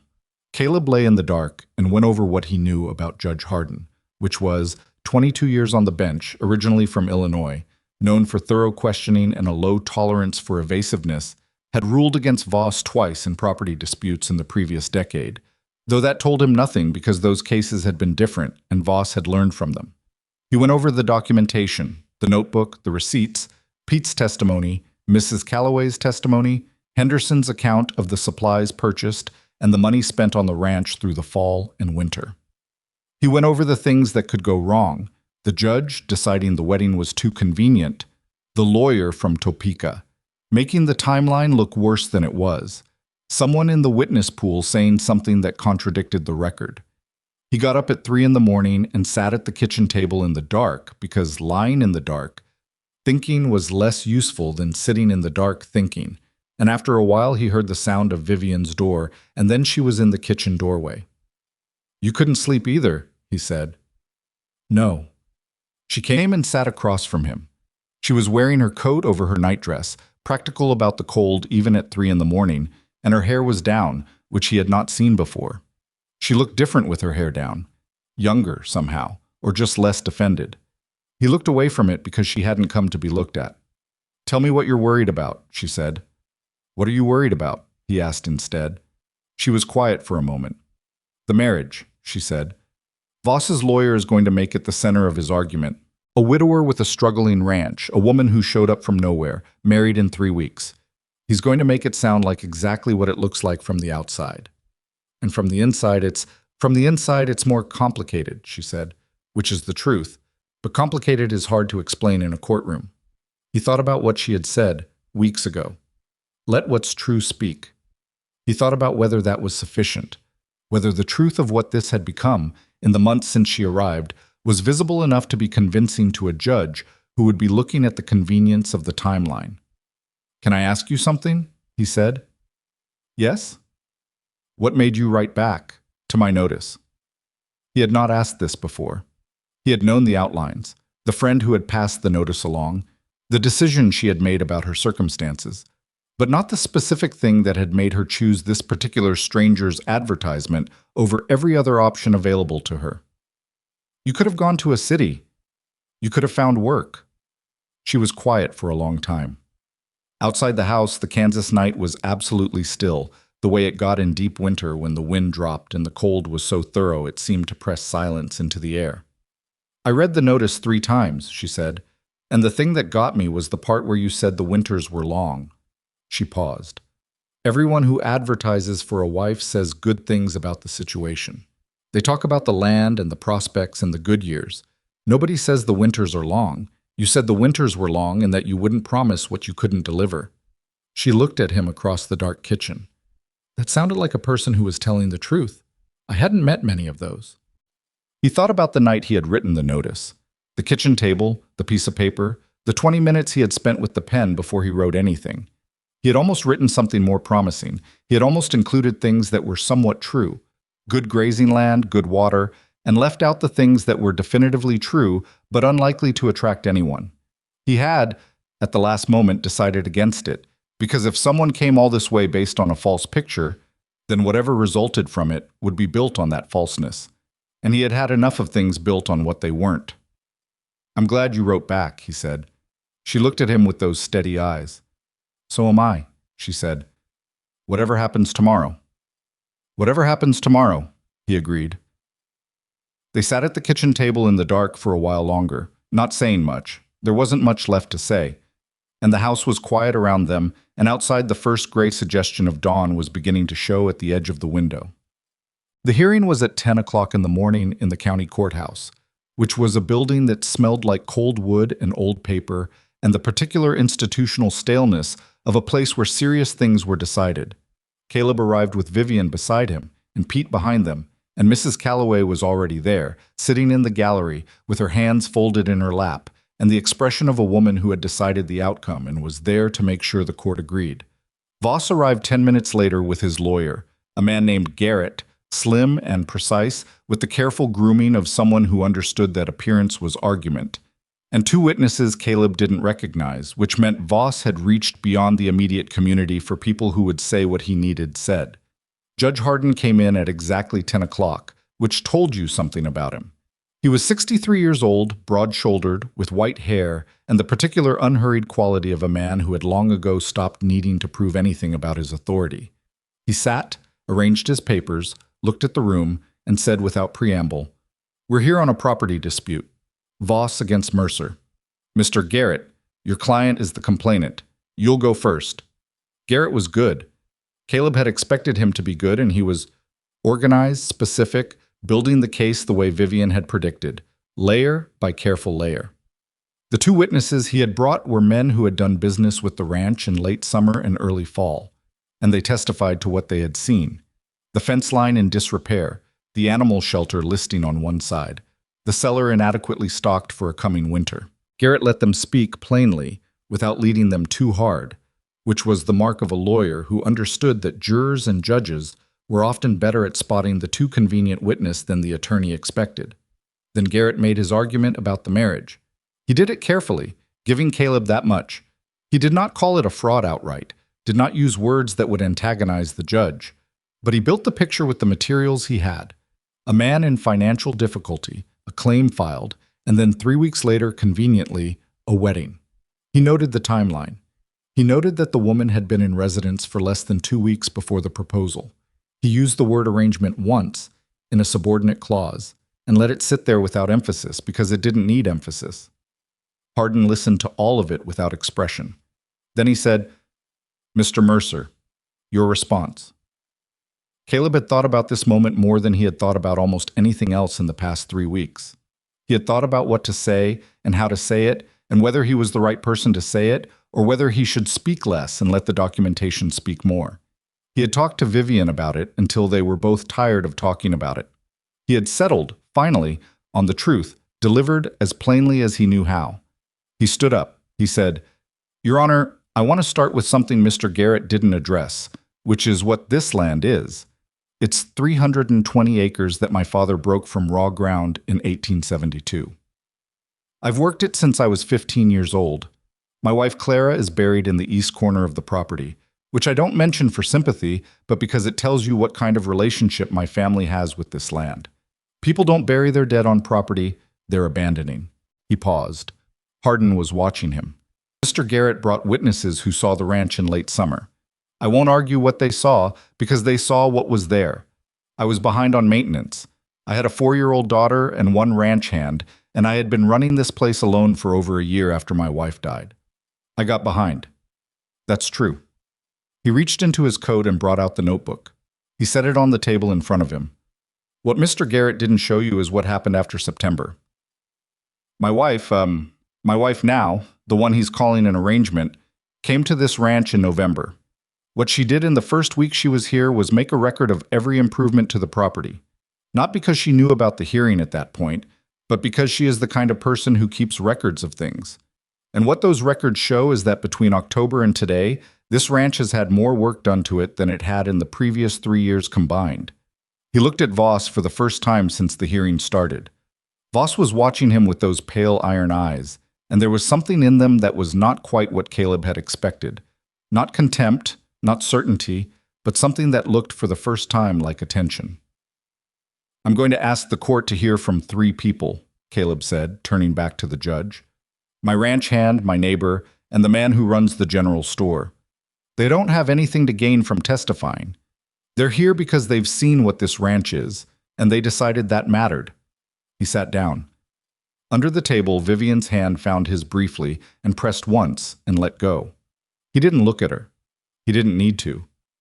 Hardin looked at the notebook on the table. I'll take that into evidence, he said. And yes, I'll hear your witnesses, Mr. Mercer. Garrett stood up. Your Honor, with respect to the marriage, I'll address the marriage when I address it, Hardin said, without looking at him. Sit down, Mr. Garrett. Garrett sat down. Pete went first. He stood at the front of the room with his hat in his hands and the expression of a man who was acutely uncomfortable and had decided to be there anyway, and he said, in his straightforward way, what he had seen since October: the fence work, the shelter repairs, the barn floor, the cellar stocking. He said it in plain language, and when Garrett tried to question him on the timeline, suggesting that the repairs had been rushed and cosmetic, Pete said, with the mild patience of someone who knew what he was talking about, Fence posts don't go in fast in frozen ground, Mr. Garrett. You want to know how long that work took? I can tell you by the day. Mrs. Calloway went next, and she was something else entirely. She had been on the frontier for 40 years, and she had a way of speaking that did not invite contradiction, and what she said about the Mercer Ranch was specific and unsparing in both directions. She acknowledged the hard winter and the falling behind, and then she described what she had seen since November with the precise observation of a woman who had been paying close attention for a long time. She described Rose's improvement, the household's management, the changes to the house since Vivian arrived. She did not editorialize. She did not have to. Henderson spoke last and was the most straightforward of all. He brought his own records, the store ledger, and walked through what Caleb had purchased and when, and the numbers made their own argument without anyone needing to interpret them. Then Hardin said, Mrs. Mercer. Vivian stood. Hardin looked at her for a long moment. He was not an unkind man, but he was not a soft one either, and what he was doing was reading her with the experience of 22 years of people who had stood in front of him with things to prove. You came from Ohio, he said. Yes, Your Honor. How long after arriving did Mr. Mercer ask you to marry him? About 10 days, she said. That's fast. It is. Was it your understanding at the time that there was a land dispute pending? No, he told me about the dispute after he came back from the land office. That was after I'd been here several weeks. And when he did tell you about it and ask you to marry him, how did you respond? Vivian was quiet for a moment, not hesitating. She knew what she was going to say, but taking the time to say it accurately. I told him I would agree, but that I wanted the marriage to be real, not something done for the purpose of a hearing and then lived around. Hardin was quiet. And is it real, Mrs. Mercer? She met the judge's eyes. Yes, Your Honor, it is. The timing suggests otherwise. The timing suggests convenience, she said. I understand that, but I'd ask the court to consider. I sold most of what I owned to make the trip here. I left everything I knew in Ohio. I came to a ranch I'd never seen, with a man I'd never met, because his advertisement was honest about what the situation was. She paused. People who are looking for convenience don't come to Kansas in November. Something shifted in the courtroom. It was not dramatic. It was not the kind of thing you could point to later and say that was the moment, but it was there. A slight change in the quality of attention in the room, the way attention changes when something true has been said in a place where a lot of things that are only technically true get said. Hardin looked at her for another long moment. Then he said, "Thank you, Mrs. Mercer. Sit down." She sat. Garrett made his closing argument, which was competent and well-organized, and which Caleb barely heard, because he was watching Hardin, who was reading the notebook with the careful, systematic attention of a man who was actually going to use what he read to make his decision. Voss was sitting at his table with his hands folded on the surface in front of him and his pale eyes directed at some point forward of him, and his expression was the expression of a man who had entered a room certain of the outcome and was beginning to do the arithmetic on a different possibility. Hardin finished reading. He set the notebook down. He looked at the room. "I'm going to recess," he said, "and I'll have a ruling within the hour." He stood, and the room stood with him, and then he was gone through the door at the back, and the room settled back into itself, and Caleb sat at the table with Vivian beside him, and the notebook on the table between them, and outside the courthouse windows the Kansas sky had gone bright with the particular cold clarity of a January afternoon when the clouds had moved off, and the light came down hard and clean and unobstructed across the flat land. He looked at Vivian. She was looking at the door through which Hardin had gone, and her expression was the expression she wore when she was working something out internally, and he did not disturb it. He sat beside her and waited, the way you wait when you have done everything you can do, and the thing that happens next is not in your hands. Pete was behind them. Mrs. Calloway was behind them. Henderson had come back into the gallery after testifying and was sitting with his hands on his knees looking like a man trying to appear less anxious than he was. The hour passed. Hardin came back. He sat down and arranged his papers and looked at the room, and when he spoke his voice had the level, considered quality of a decision made and settled. "I've reviewed the evidence in this case," he said, "and I find the complaint without merit." The room shifted. Garrett made a small, controlled movement that was not quite a flinch. Voss's expression did not change, but something behind it did. Something went still in a way that hadn't been still before. "The record demonstrates active and adequate maintenance of the property in question," Hardin continued, "and the testimony of Mr. Mercer's witnesses is consistent with that record and with each other, which is not something arranged testimony typically manages." He paused. "I'll also note for the record that the question of whether this marriage was convenient is in some sense irrelevant to the property claim. The property claim rests on the state of the land. The state of the land is adequately demonstrated. The complaint is dismissed." He looked at Voss once, briefly, with the expression of a man who had been on the bench long enough to recognize when someone was using his courtroom as a business instrument. "Mr. Voss," he said, "this court has now heard 3 separate matters in which you have challenged a neighbor's property claim. I would encourage you to reflect on whether your resources might be better directed elsewhere." He closed his folder. "We're adjourned," he said, and stood. The walk out of the courthouse was not triumphant. That was the honest description of it. Caleb had imagined, in the way you imagine outcomes you are trying not to count on, that there would be something clean about winning, a sense of finality, a feeling of the weight lifting all at once. What he found instead was that he walked out of the building into the January cold and stood on the courthouse steps and felt something closer to exhaustion than victory. The kind of tired that comes after you have been holding yourself taut for weeks, and the thing you were braced for has finally passed, and your body doesn't quite know yet what to do with the absence of the tension. Vivian came out beside him. She stood on the step and looked at the street and took a breath of the cold air, and he saw the same thing in her. Not elation, just the quiet of something finished. Mrs. Calloway came out after them and patted Caleb's arm and said, "That's done then," with the matter-of-fact satisfaction of someone who had expected this outcome and was primarily relieved to have it confirmed. Pete came out and put his hat back on and said nothing, which was Pete's way of expressing that things had gone as they should have.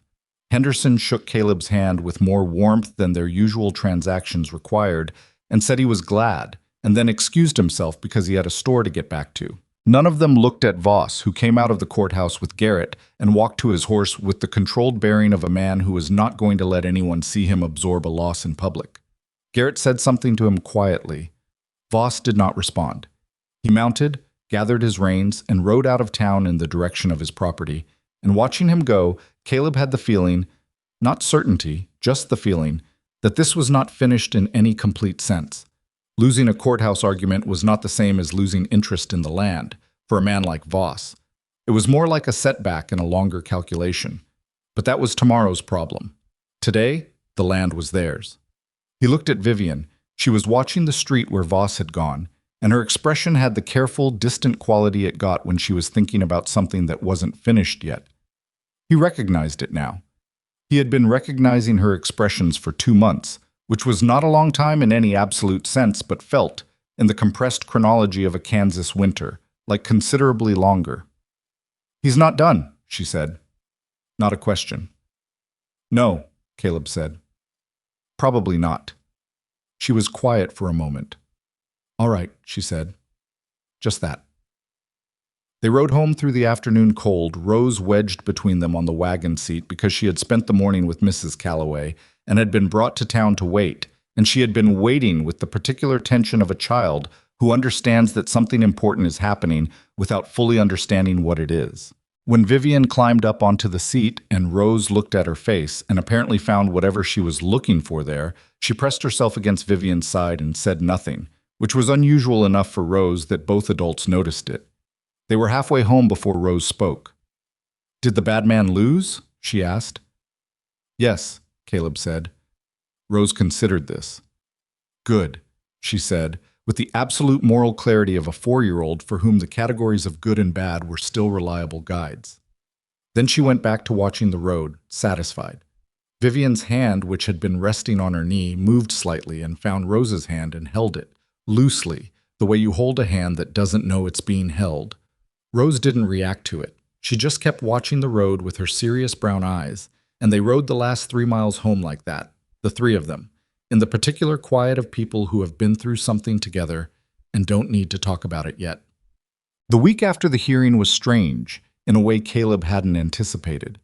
He had expected things to feel different, clearer, more settled, and instead they felt sideways. The work continued, the same work it had always been. The feeding and the fencing and the twice-daily trips to the barn in cold that had not relented and showed no sign of relenting for another 6 weeks at least. Pete continued to show up in the morning and do what needed doing. Rose continued to follow Vivian around the house with the devoted surveillance of a child who has decided someone is interesting and intends to learn everything about them. But something had shifted in a way Caleb found difficult to locate precisely. He was aware of Vivian in a different way than he had been before the hearing. Or perhaps he was simply aware of her in the same way, but no longer able to categorize it as purely practical. The hearing had made visible something that had been there for weeks in the daily texture of life in the house. And now that it was visible, he wasn't sure what to do with it. He was not a man who spent much time analyzing his own interior landscape. He had not been raised to it and had not developed the habit. Clara had teased him about this occasionally, gently, in the way of a woman who understood her husband's nature and had decided to work with it rather than against it. He had loved her for that accommodation among many other things, and part of what he had lost when she died was the one person who had known how to read him when he couldn't quite read himself. Vivian did not read him the way Clara had. She was not trying to. She was a different person with a different history and a different way of moving through the world, and what she offered was not the soft translation Clara had provided, but something more direct. A willingness to speak plainly and to hear plain speech in return, without the cushioning that made difficult things easier, and also, sometimes, less accurately understood. He noticed this particularly one evening, about a week after the hearing, when Rose had gone to bed and they were sitting at the kitchen table in the lamplight, and the house had the deep quiet it got in the winter evenings when the wind dropped off, and there was no sound except the stove and the occasional creak of the house settling in the cold. Vivian was writing a letter. She wrote letters periodically. He didn't know to whom, he hadn't asked, because they were her letters and her business. And she wrote them in the same plain hand she used for everything, with the focused attention she gave to things that mattered to her. Caleb was supposed to be going over the accounts, which was the kind of work he found genuinely unpleasant, and managed by doing it in small doses. He had the ledger open in front of him, but he had stopped actually looking at it some minutes ago. "Can I ask you something?" he said. She didn't look up from the letter. "Yes." "In the courthouse, what Hardin said about the marriage." He paused, not because he didn't know how to continue, but because he was making sure the words were the right ones. You said it was real. She looked up now.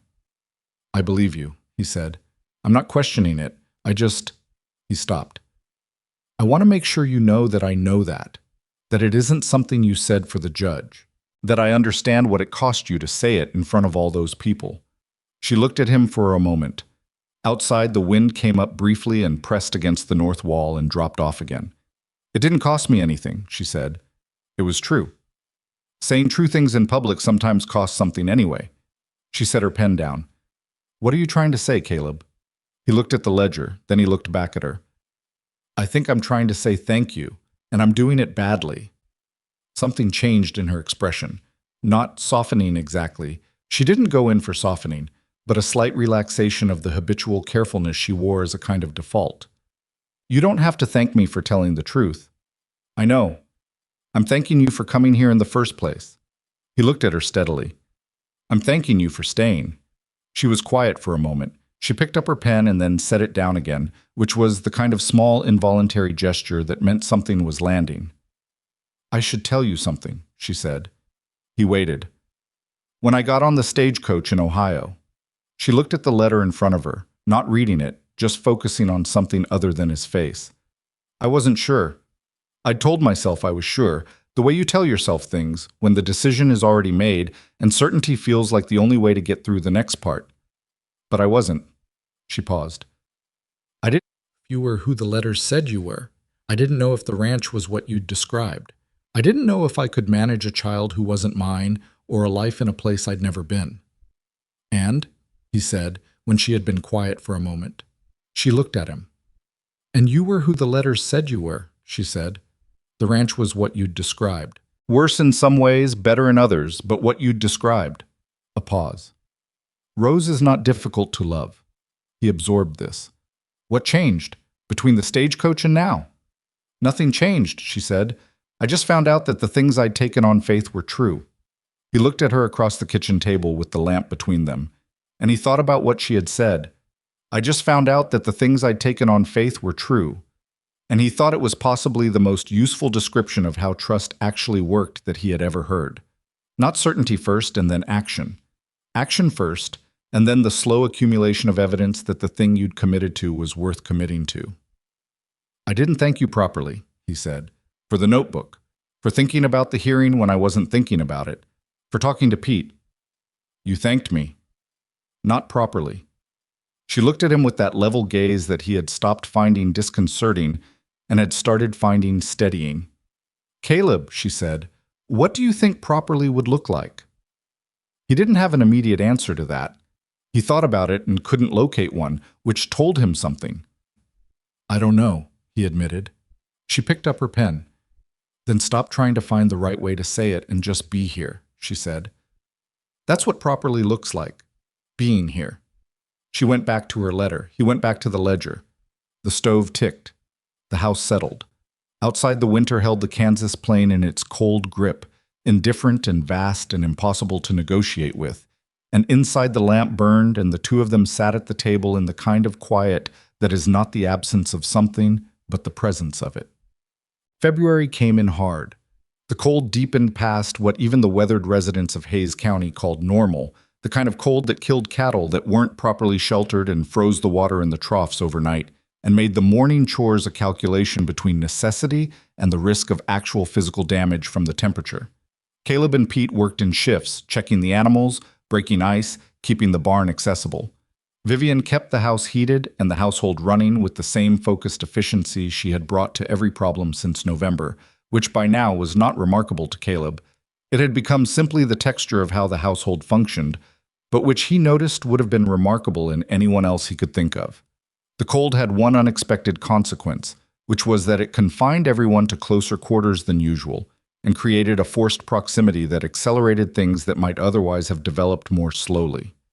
Rose, who had been deciding since November what Vivian was to her, appeared to make her final determination sometime in the first week of February. Caleb noticed it without being able to mark the exact moment, which was how most things with Rose worked. She made decisions at her own speed and then presented the results as established fact. The evidence was small and cumulative, The way she reached for Vivian's hand when they were outside in the cold without being asked. The way she reported things to Vivian, small things, the news of a 4-year-old's day, with the particular expectation of a child who assumes she has a dedicated audience. The way she had started, without comment, calling Vivian's bedroom Vivian's room rather than the back room, and referring to the things in it as Vivian's things, establishing a vocabulary of belonging. The specific moment Caleb identified afterward as the one that mattered happened on a Tuesday afternoon when he came in from the barn and found Vivian sitting in the chair by the sitting room window with Rose in her lap and a book open between them. Rose was not looking at the book. She had her head turned sideways, resting against Vivian's shoulder, eyes half closed, in the particular state of contentment that small children sometimes achieve, not quite asleep, just profoundly at rest. Vivian was reading the book aloud, her voice at the low, even pace of someone who has been reading for a while. She glanced up when Caleb came in, assessed him briefly the way she assessed incoming information, and looked back at the book. He took off his coat and his boots and went to the stove and stood with his hands wrapped around a cup of coffee and watched his daughter fall asleep against the woman he had married, and felt something that had no clean name, a compound of grief and gratitude and the specific, almost physical sensation of something settling into place that had been out of place for a long time. He did not say anything.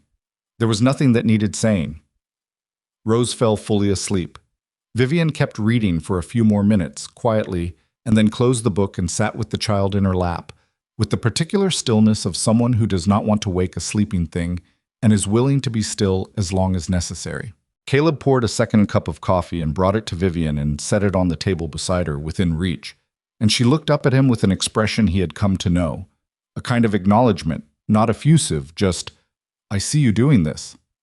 He went back to his chair by the stove, and they sat in the room together in the afternoon light with Rose asleep between them, in the way of something that made its own argument, and outside the February cold pressed against the glass, and inside the house was warm. It was Mrs. Calloway who brought the next problem, as she had a habit of doing, not because she was a troublemaker, but because she was a woman who paid attention to what was happening in the county and understood that people who were not paying attention needed to be told. She arrived on a Thursday with a covered dish and information, in that order. She set the dish on the kitchen table, accepted the coffee Vivian poured, and settled into the kitchen chair with the air of someone who had decided to say what she came to say and was organizing the words. "Voss has been talking," she said. Caleb, who was still in his coat from morning chores, sat down. "Saying what?" "Saying the notebook was fabricated, that the records were made up after the claim was filed to make the ranch look better maintained than it was." She looked at him steadily. "He's not saying it in public. He's saying it to specific people, the way he says things when he wants something to travel without being traceable." Caleb was quiet for a moment. "He lost the hearing." "He lost the legal argument," Mrs. Calloway said. "He hasn't lost interest in the land. What he's doing now is different. He's not going through the courts. He's going through the county." She wrapped her hands around her coffee cup. "He's talking to the bank." Vivian, who had been standing at the stove, turned around. "What about the bank?" Caleb said, though he already had a sense of it from the way the old woman had said it. "Caleb." Mrs. Calloway set down her cup. "He knows your credit situation. He knows what you owe and to whom, and he has relationships with people in that bank that go back a long way." She paused. "There's a man named Pruitt at the land office who heard him talking to the bank manager last week. Pruitt told my nephew. My nephew told me." Caleb thought about the credit arrangement he had made with Henderson in November, the one that had carried them through winter, the one that was supposed to be manageable if he had a decent spring. He thought about the loan on the property that was structured around next season's grazing income. He thought about the specific arithmetic of a rancher in February who had kept his land and his family through a hard winter, but whose financial margin was thin enough that a bank reconsidering its position could change the entire calculation. "He can't make the bank call the loan," Vivian said. Not a question, she was thinking out loud. "Not directly," Mrs. Calloway said. "But if the bank gets nervous about the ranch's viability, and if someone is in their ear about the viability—" "When did he talk to the bank manager?" Vivian asked. "Last Thursday." "And the loan review? When's is it?" Caleb looked at her. He hadn't told her about the loan review. He had been managing it in the way he managed financial things he was worried about, which was to handle them himself without involving people who would then have to carry the worry with him. April, he said. She looked at him with an expression that was not anger but was adjacent to it. The specific expression of someone who has told another person that they intend to be partners and has discovered that the other person is still doing things alone that shouldn't be done alone. You didn't tell me, she said. I was handling it. Caleb. I know. He did know. He had known it was the wrong call as he was making it, and had made it anyway, which was the particular stubbornness of a man who had been handling things alone for so long that the habit persisted even after the reason for it was gone. I should have told you. Mrs. Calloway watched this exchange with the discretion of a woman who knew when she was observing something that was none of her business, and did so without apology, because information was how you understood what was actually happening. The loan, Vivian said. What are the terms? He told her. All of it this time. The amount, the interest, the collateral, the review in April that would determine whether the bank maintained the arrangement or revised it, the grazing income he was counting on from the spring, and whether it would be sufficient. He told her the specific numbers, which was harder than he had expected, because numbers were where the gap between what you believed and what you could prove was smallest, and the gap in his situation was not comfortable. She listened without interrupting. Then she sat down at the table and was quiet for a moment. The grazing income, she said. Is that reliable? In a normal year. And this year? The cattle wintered better than I expected. If spring comes in reasonable, and if the bank doesn't call the loan early. Yes. She turned to Mrs. Calloway. Does Pruitt know exactly what Voss said to the bank manager? The old woman considered. He heard parts of it, not all. Is he willing to say what he heard, if it comes to that? Mrs. Calloway looked at Vivian with the expression she had been wearing with increasing frequency since November. A look that was not quite surprise and not quite admiration, but lived somewhere between them. I'll ask him, she said. It may not come to that, Vivian said. She was thinking in the way she thought, systematically, working through what was available. What Voss is doing now is softer than the hearing. He knows he can't win another legal argument with the documentation we have. So he's working on the edges. The bank, the reputation, the whisper campaign about the notebook. She paused. He's waiting for us to make a mistake. Then we don't make one, Caleb said. That's part of it. She looked at him. The other part is making sure the bank sees the ranch before they make any decision. Not after, before. Invite them out? Invite the bank manager out, she said, before April. Let him see what's here, not the papers, not the ledger, the actual land, the actual work.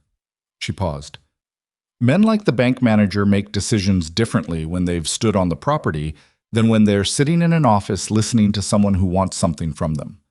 Caleb looked at his wife across the kitchen table.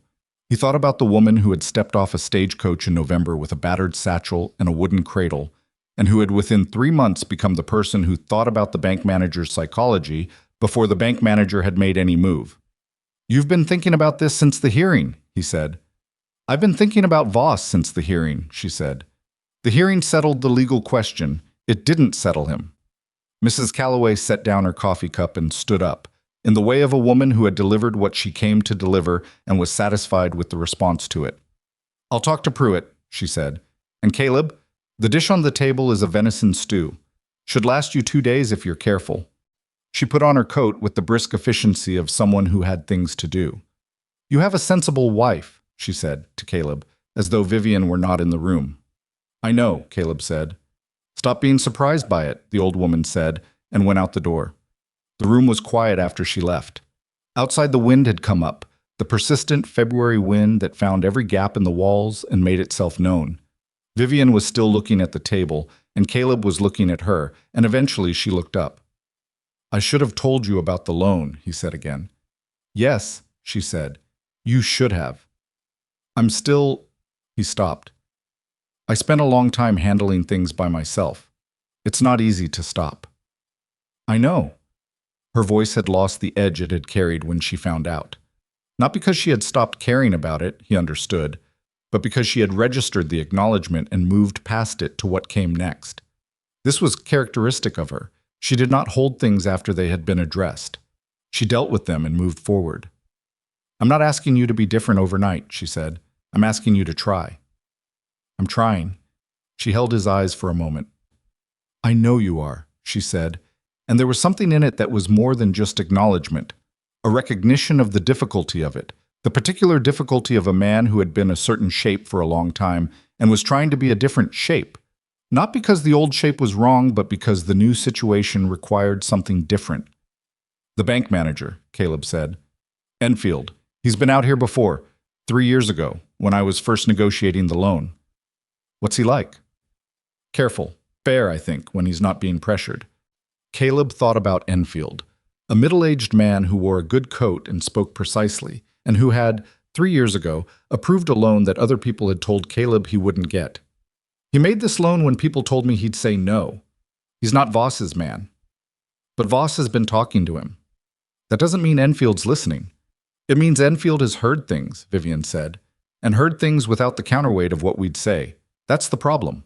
She was quiet for a moment. Write to him, today. Invite him for a tour of the property. Don't be defensive in the letter. Don't acknowledge that Voss has been talking to him because we don't know for certain what was said, and you don't want to look like you're reacting. Just invite him. Tell him you want him to see how the ranch has come through the winter before the spring review. And if he says no? He won't say no, she said. A banker who turns down the opportunity to look at collateral before a loan review is a banker who's already made up his mind. Enfield doesn't strike me, from what you've said, like a man who's already made up his mind. Caleb looked at her. You've never met Enfield. No, but I've met the kind of man you're describing. Something crossed her expression. A memory of something he didn't have access to, from before Ohio, from the years of managing a family without enough of the things families needed to manage. Careful people want information. Give them information before someone else does. He got out the paper that evening and wrote the letter to Enfield, and Vivian read it when he was done and suggested 2 changes. One to a sentence that she said sounded defensive without meaning to. One to the closing that she said was too formal and would read as anxious. And he made the changes, and the letter went out the next day. Enfield's reply came 6 days later. He would come on a Saturday in early March, if that was convenient. It was convenient. Oh. The Saturday Enfield came was cold but clear, the kind of March day in Kansas that was not yet spring but was making arguments in that direction. A brightness in the light, a softness at the edges of the cold that suggested negotiation was underway somewhere above the cloud line, even if it hadn't reached the ground yet. Caleb met him in the yard and walked him through the property with the straightforward attention of a man showing someone what he had without embellishment or apology. He showed Enfield the fence line that had been repaired in the fall, the barn with its new floorboards, the animal shelter, the root cellar, the chicken coop, the woodpile that had gotten them through the winter. He explained what he had done, and when, and with what he had, and he did not try to make it sound like more than it was, because Enfield was a man who had been looking at ranches for 20 years and would not be fooled by flattery. Enfield walked with his hands in his coat pockets and looked at things with the careful, assessing attention of his profession and asked occasional questions, specific ones, the questions of someone who actually wanted to understand what he was seeing rather than to demonstrate that he was paying attention. At the far end of the north pasture, looking back at the ranch spread out across the winter-pale land, he said, "The work you've described in your letter, a lot of it happened in the fall?" "October through December," Caleb said. "Some of it continued into January, after the claim was filed." Caleb looked at him. "You heard about that." Enfield met his eyes briefly, which was its own answer. "The claim was dismissed," he said. "It was." A pause. "The work you're showing me," Enfield said, "is not work that gets done between filing and hearing. You'd need months, equipment, labor. Pete worked with me most of it. I have the receipts for the materials." Enfield looked at the fence line for a moment. "I've seen a lot of men who thought they were managing a property when they were actually watching it decline," he said. "The distinction shows up in the details. The details here," he paused, "they're in better shape than when I was last here." 3 years ago, the fence was newer," Caleb said, "but the barn floor was already going." "You've prioritized correctly," Enfield said, in the tone of someone giving a professional assessment. "Structural over cosmetic." Caleb didn't say anything. He let the ranch make its own argument, which was what Vivian had told him to do. They walked back to the house, and Vivian had coffee ready, and she sat at the kitchen table with them and was present in the conversation without taking it over. A quality Caleb had observed before and still found remarkable: the ability to participate in a conversation in a way that shaped it without appearing to. Enfield looked around this kitchen, and then at the sitting room visible through the doorway, and then at Rose, who was sitting in her corner with Frances the doll and observing the visitor with her customary thoroughness. He had children of his own, Caleb knew. He did not speak to Rose directly, but his gaze rested on her briefly with the expression of a man who understood what a child in a house meant about the stability of the household. "Mrs. Mercer," Enfield said, "how long have you been in Kansas?" "Since November," she said. "And before that?" "Ohio. A small town you haven't heard of." She said it without defensiveness, just factually. "I came in response to Mr. Mercer's advertisement." Enfield nodded, as though this confirmed something. "How do you find it? The frontier?" She thought about it. The real answer, which was the kind of answer she gave. "Difficult," she said. "And I don't mean that as a complaint. I mean, the work is harder than I expected, and the winters are longer. The notice said so, and I thought I understood what that meant." A pause. "I understand it better now." "And?" Enfield said. There was something in his voice that was actually curious rather than professionally investigative. "And I'm staying," she said, simply and without drama. "This is my home." Enfield was quiet for a moment. Then he picked up his coffee cup and drank from it, and Caleb had the impression of a decision being considered and settled. The conversation moved to the loan review itself, the specific numbers, the projected spring income. Enfield asked questions and Caleb answered them, and Vivian had the accounts organized in the way she organized everything, systematically, accessibly. And when Enfield needed to refer to a figure, Vivian could locate it. This was not an accident. She had prepared for this meeting with the same thoroughness she brought to the hearing preparation, the same understanding that what a person saw and heard in the room mattered as much as what was written on paper. Enfield left in the early afternoon, and Caleb stood in the yard and watched his wagon diminish down the road and felt the specific held-breath quality of a situation where the outcome was in someone else's hands. Vivian came and stood beside him. "Well?" he said. "He came," she said. "He looked at everything. He asked the right questions." She turned back toward the house. "Men like Enfield make up their minds in the room. He's already decided." "Which way?" She glanced at him. "If he'd decided against us, he'd have found a reason to cut the visit short." Caleb thought about this. Enfield had stayed 2 hours. He had asked for a second cup of coffee. He had looked at the north fence line for a long time without saying anything. "You think we're all right," he said. "I think we did everything we could," she said. "Which is all we can do." He stood in the yard for a moment after she went back inside. The afternoon light was the sharp, clear light of early March, and the land spread out around the ranch in the flat, patient way of land that has been here longer than anyone who has ever stood on it and intends to be here longer still.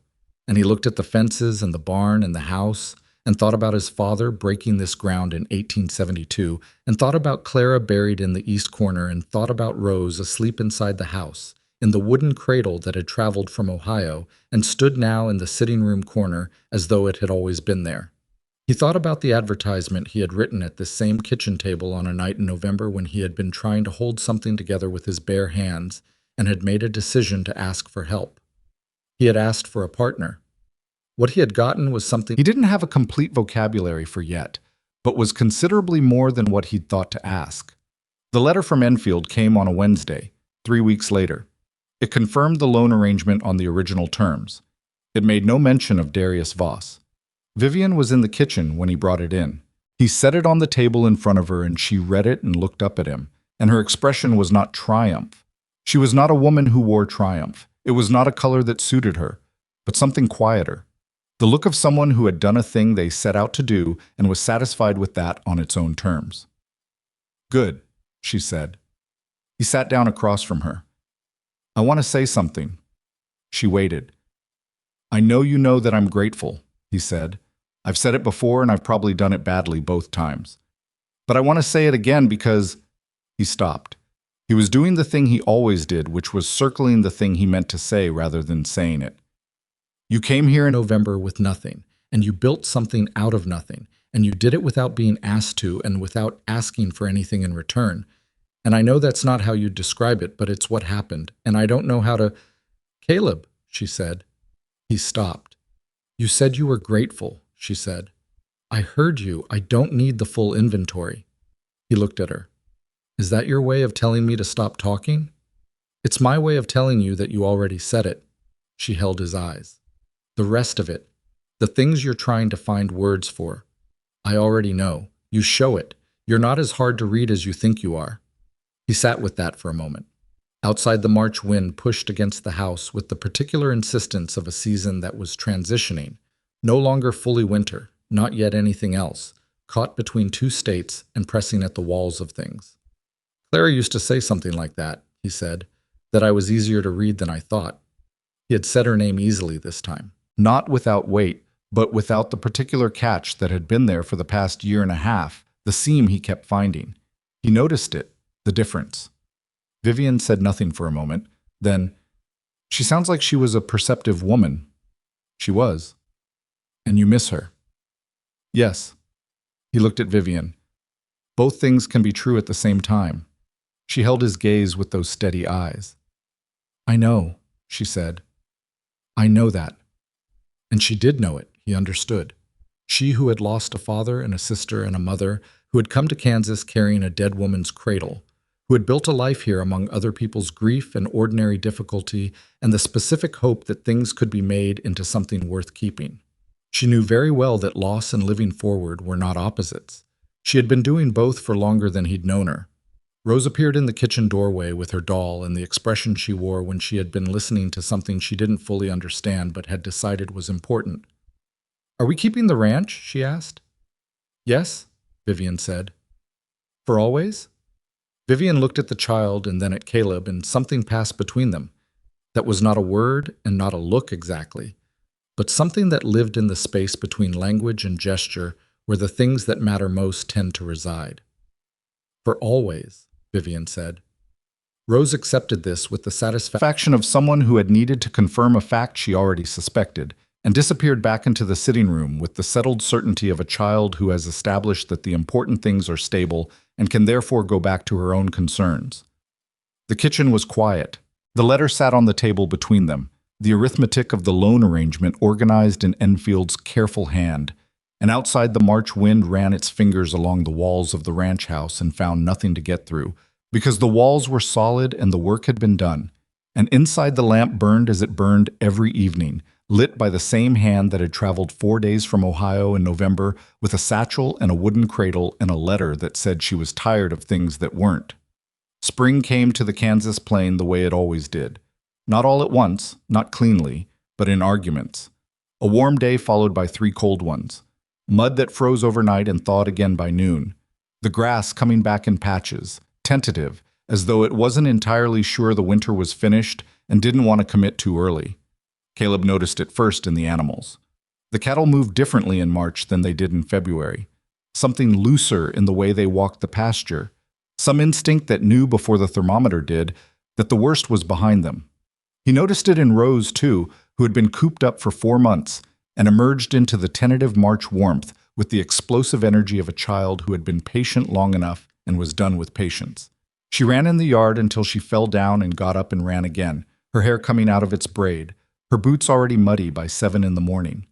Vivian stood in the doorway of the house watching her, holding a cup of coffee with both hands, and there was something in her expression that Caleb, coming in from the barn, recognized as the particular look of a person who is aware they are seeing something they want to keep. She's going to be filthy by 8, Vivian said. She's been filthy since February, Caleb said. She just couldn't get outside to show it. Vivian made a sound that was almost a laugh. She laughed rarely, and when she did, it was short and real and not performed, and went back inside, and Caleb stood in the yard for a moment watching his daughter run in the thin March sunlight, and felt the particular sensation of a man who has come through something and is only now, on the other side of it, beginning to understand what it was. The loan was secure. The land was theirs. Enfield's letter sat in the kitchen drawer where Vivian had filed it with the other important papers, organized in the same systematic way she organized everything. The notebook that had saved them at the hearing sat beside it.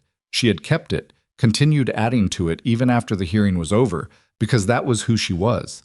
She did not stop doing useful things simply because the immediate crisis had passed. Voss had been quiet since March. Not gone. Men like Voss did not go. But quiet in the way of someone who has recalculated and is waiting for new conditions. Caleb did not make the mistake of thinking the quiet meant it was finished, but he had stopped spending the mental energy on it that he had spent through the winter, because there was other work to do and the land wasn't going anywhere. And he had learned slowly, over the course of this particular year, that some battles you won not by defeating the other side, but by outlasting them. Pete had announced in February that he was leaving in May. Not a surprise. Pete had been saying since he arrived that he was saving to get back east to his family. But the timing of it created a practical problem. A ranch this size needed at least 2 working adults during the active season, and Caleb had been managing on one hand plus whatever he could do himself, which was considerable but not quite enough. He had mentioned it to Vivian in the careful way he was learning to mention things, not holding it back until it became a crisis, not presenting it as solved when it wasn't, just saying, "Here's the thing that is coming." She had listened and been quiet for a moment and then said, "My cousin." He had not known she had a cousin. "From Ohio," she said. "He's 23. He wrote me in January saying he's looking to come west." She paused. "I didn't mention it because I wasn't sure it was the right fit, but if you need a hand who'll work hard and learn fast—" "Is he honest?" Caleb asked. "His mother raised him," Vivian said. "His mother was my aunt. She was the most honest person I've ever met." She said it without elaboration, as though the lineage of honesty was sufficient qualification, which, from Vivian, it probably was. "Write to him," Caleb said. She wrote. The cousin, his name was Daniel, 23 years old and apparently possessed of the same practical directness that characterized Vivian's side of the family, wrote back within a week saying he could be there by the middle of May. That was the shape of things then. Pete leaving, Daniel coming, the ranch continuing, the argument with the land and the weather and the market prices ongoing, as it had always been, as it would continue to be, because that was the nature of the thing they had chosen. What was different now was that Caleb was not making the argument alone. On a Saturday afternoon in late April, Caleb built the chair.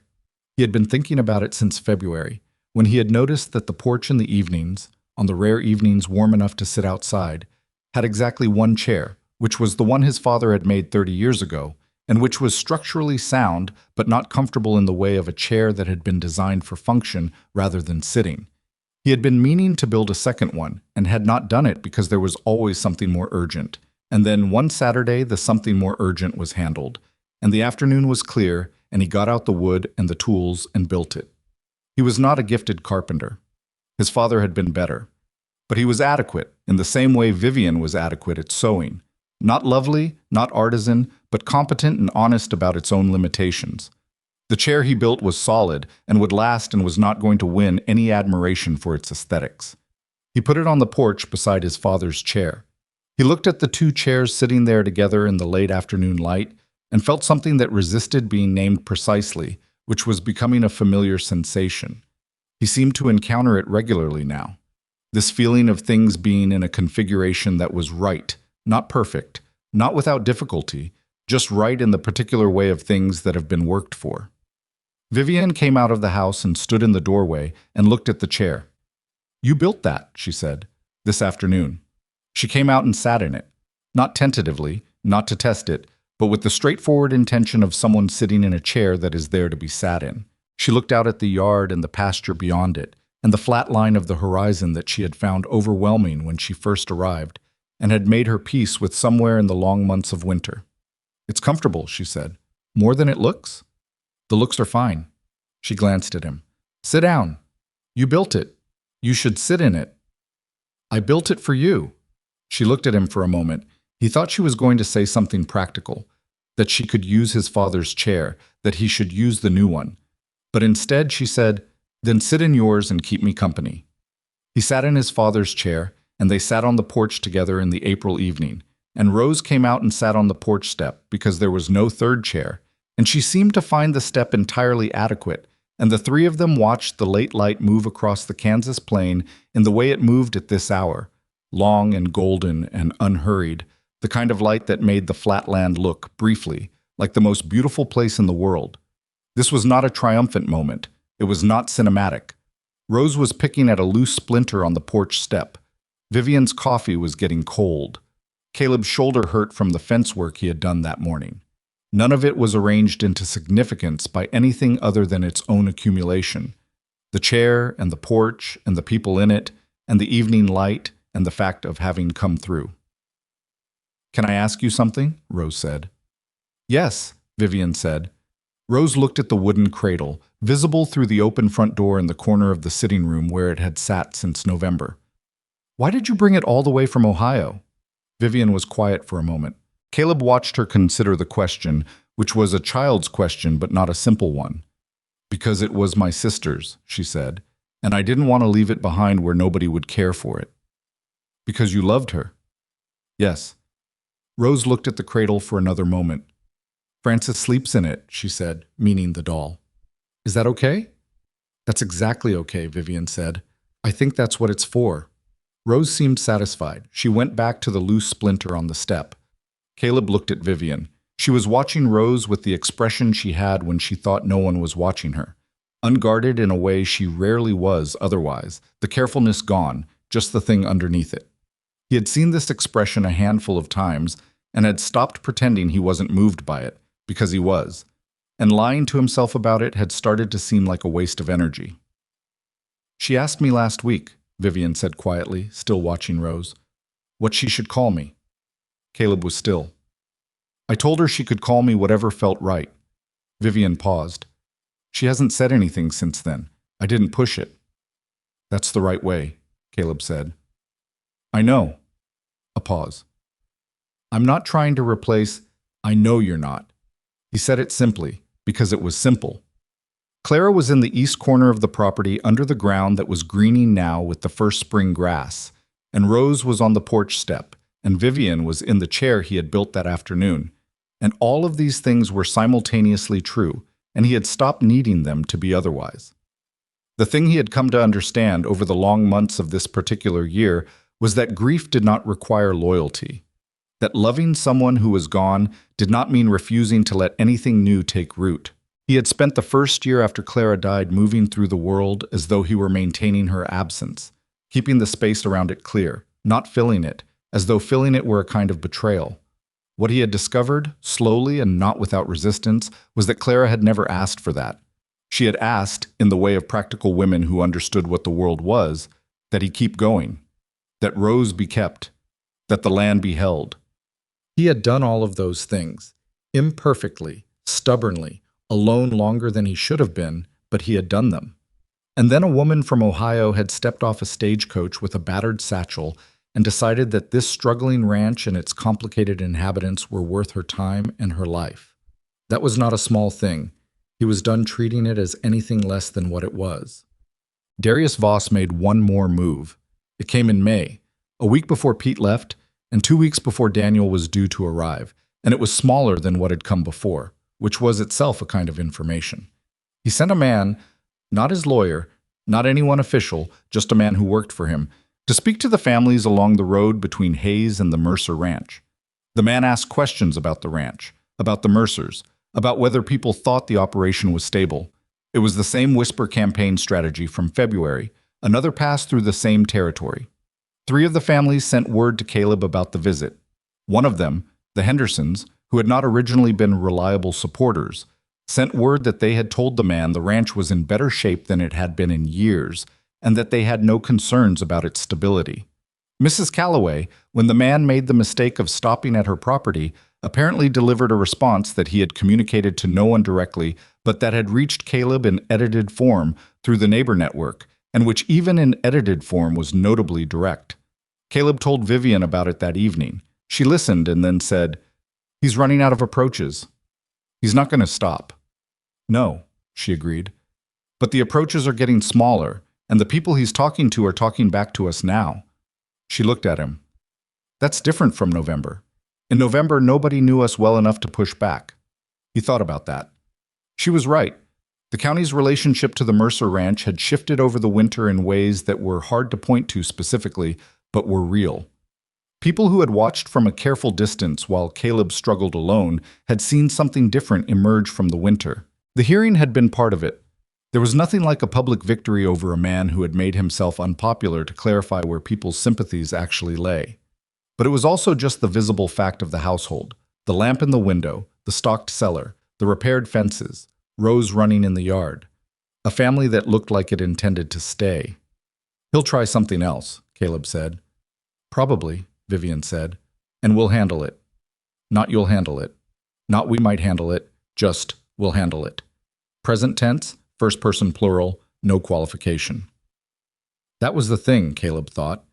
That was the thing he had not known he was asking for when he had written that advertisement in November, sitting at the kitchen table with the pen in his hand for 20 minutes before he wrote anything. He had been asking for help surviving.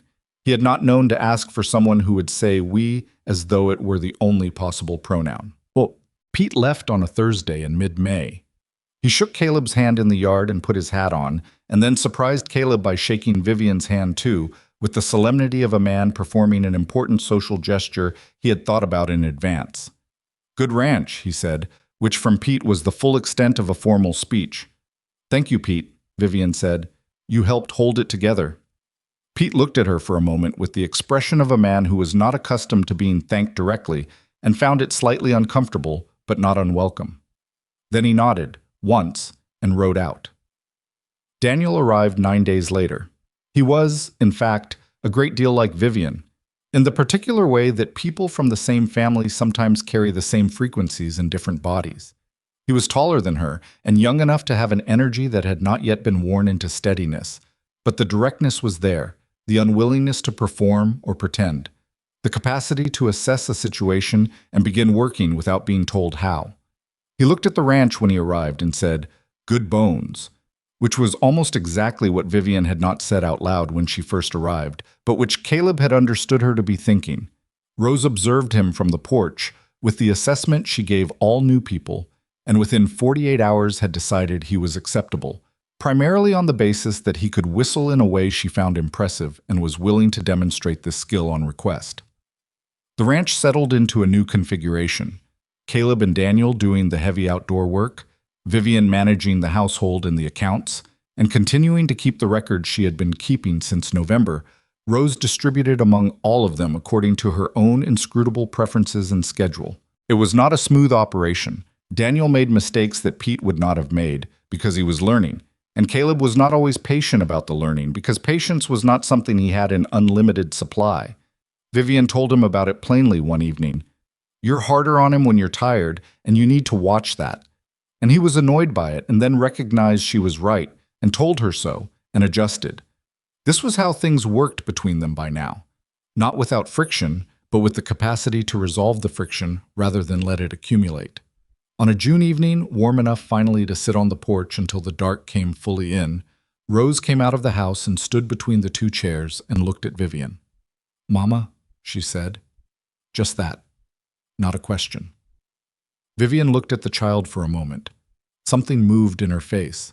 Not a performance of emotion, but the real thing, the kind that arrives before you've organized yourself to manage it. "Yes," she said. Rose climbed into her lap with the unceremonious physicality of a child who has decided a lap is available and intends to use it, and Vivian's arms went around her, and that was the whole of it. No ceremony, no announcement. Just a child who had taken the time she needed and arrived at her own determination. Caleb looked at them and looked away, out at the dark coming in across the plain. He felt the seam again, Clara's name in the center of him, always there. And this time what he felt alongside it was not the old complicated guilt, but something simpler, gratitude, the plain, unadorned kind that doesn't need explaining. She would have liked Vivian, he was certain of that. Not because it was comforting to think, but because it was true. Clara had always liked people who did what they said and said what they meant, and did not waste time on the pretense of either. He thought about the advertisement he had written, the long winter, the hearing and the notebook and the bank and the whisper campaign, the chair on the porch that he had built badly but well enough, the wooden cradle in the corner with a doll in it, the loan secure and the land theirs, and spring turned to summer and the grass genuinely green now, not arguing anymore, just there. He thought about what Vivian had said on the stagecoach ride from town, The first day, when he had asked her whether the flatness of the land bothered her. Either you start to see it as open or you start to feel like it's pressing down on you. She had asked which way it had gone for him, and he had said both at different times. He understood now what she had been doing with that question. She had been asking whether he had found a way to live inside the difficulty of the place. Not above it, not by pretending it wasn't difficult, but inside it, in the way of people who have decided that a hard thing worth doing is better than an easy thing that isn't. That was what she had come here looking for. Not rescue, not comfort, not a man without problems in a place without difficulties. She had come looking for something honest. She had said so in the first letter. I am tired of things that aren't. He had offered her something honest. She had offered the same in return. And what they had built from that, imperfectly, stubbornly, through a Kansas winter and a land dispute and a bank review and the slow, patient work of becoming a family, was not a fairy tale. It was better than that. It was actual. The dark came all the way in. The stars appeared over the flat Kansas plain the way they appeared every clear night, without drama, simply there in their numbers. The way things that have always been true are simply there when you finally stop and look at them. Rose was asleep in Vivian's lap. Vivian had not moved. She was looking at the stars with the expression she wore when she was thinking something she wasn't going to say, which was its own form of peace.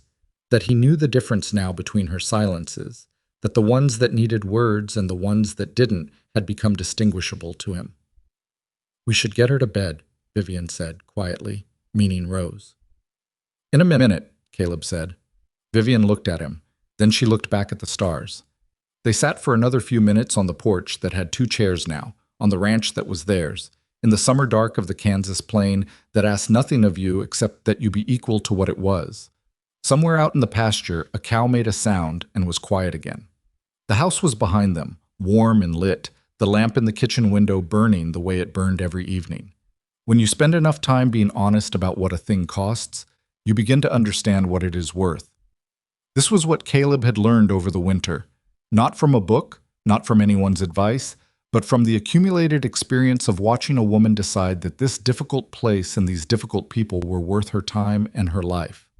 Courage, it turned out, was not the absence of doubt. It was the willingness to act despite it. Vivian had crossed 4 days of hard travel into a life she had never seen, on the strength of an honest advertisement and her own assessment that the man who wrote it meant what he said. She had been right. He had meant it. And standing at the train station in November, in the cold, reading a letter from a woman who had chosen better circumstances, he had not known that the best thing that could have happened to him was already on its way.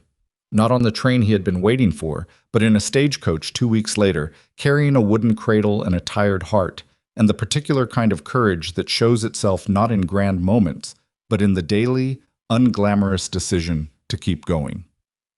He picked up Rose, who stirred but did not wake, and carried her inside to bed. When he came back to the porch, Vivian was still in her chair, and he sat in his, and the night continued around them, patient and indifferent and vast, and they remained in it, which was the only answer the land ever accepted.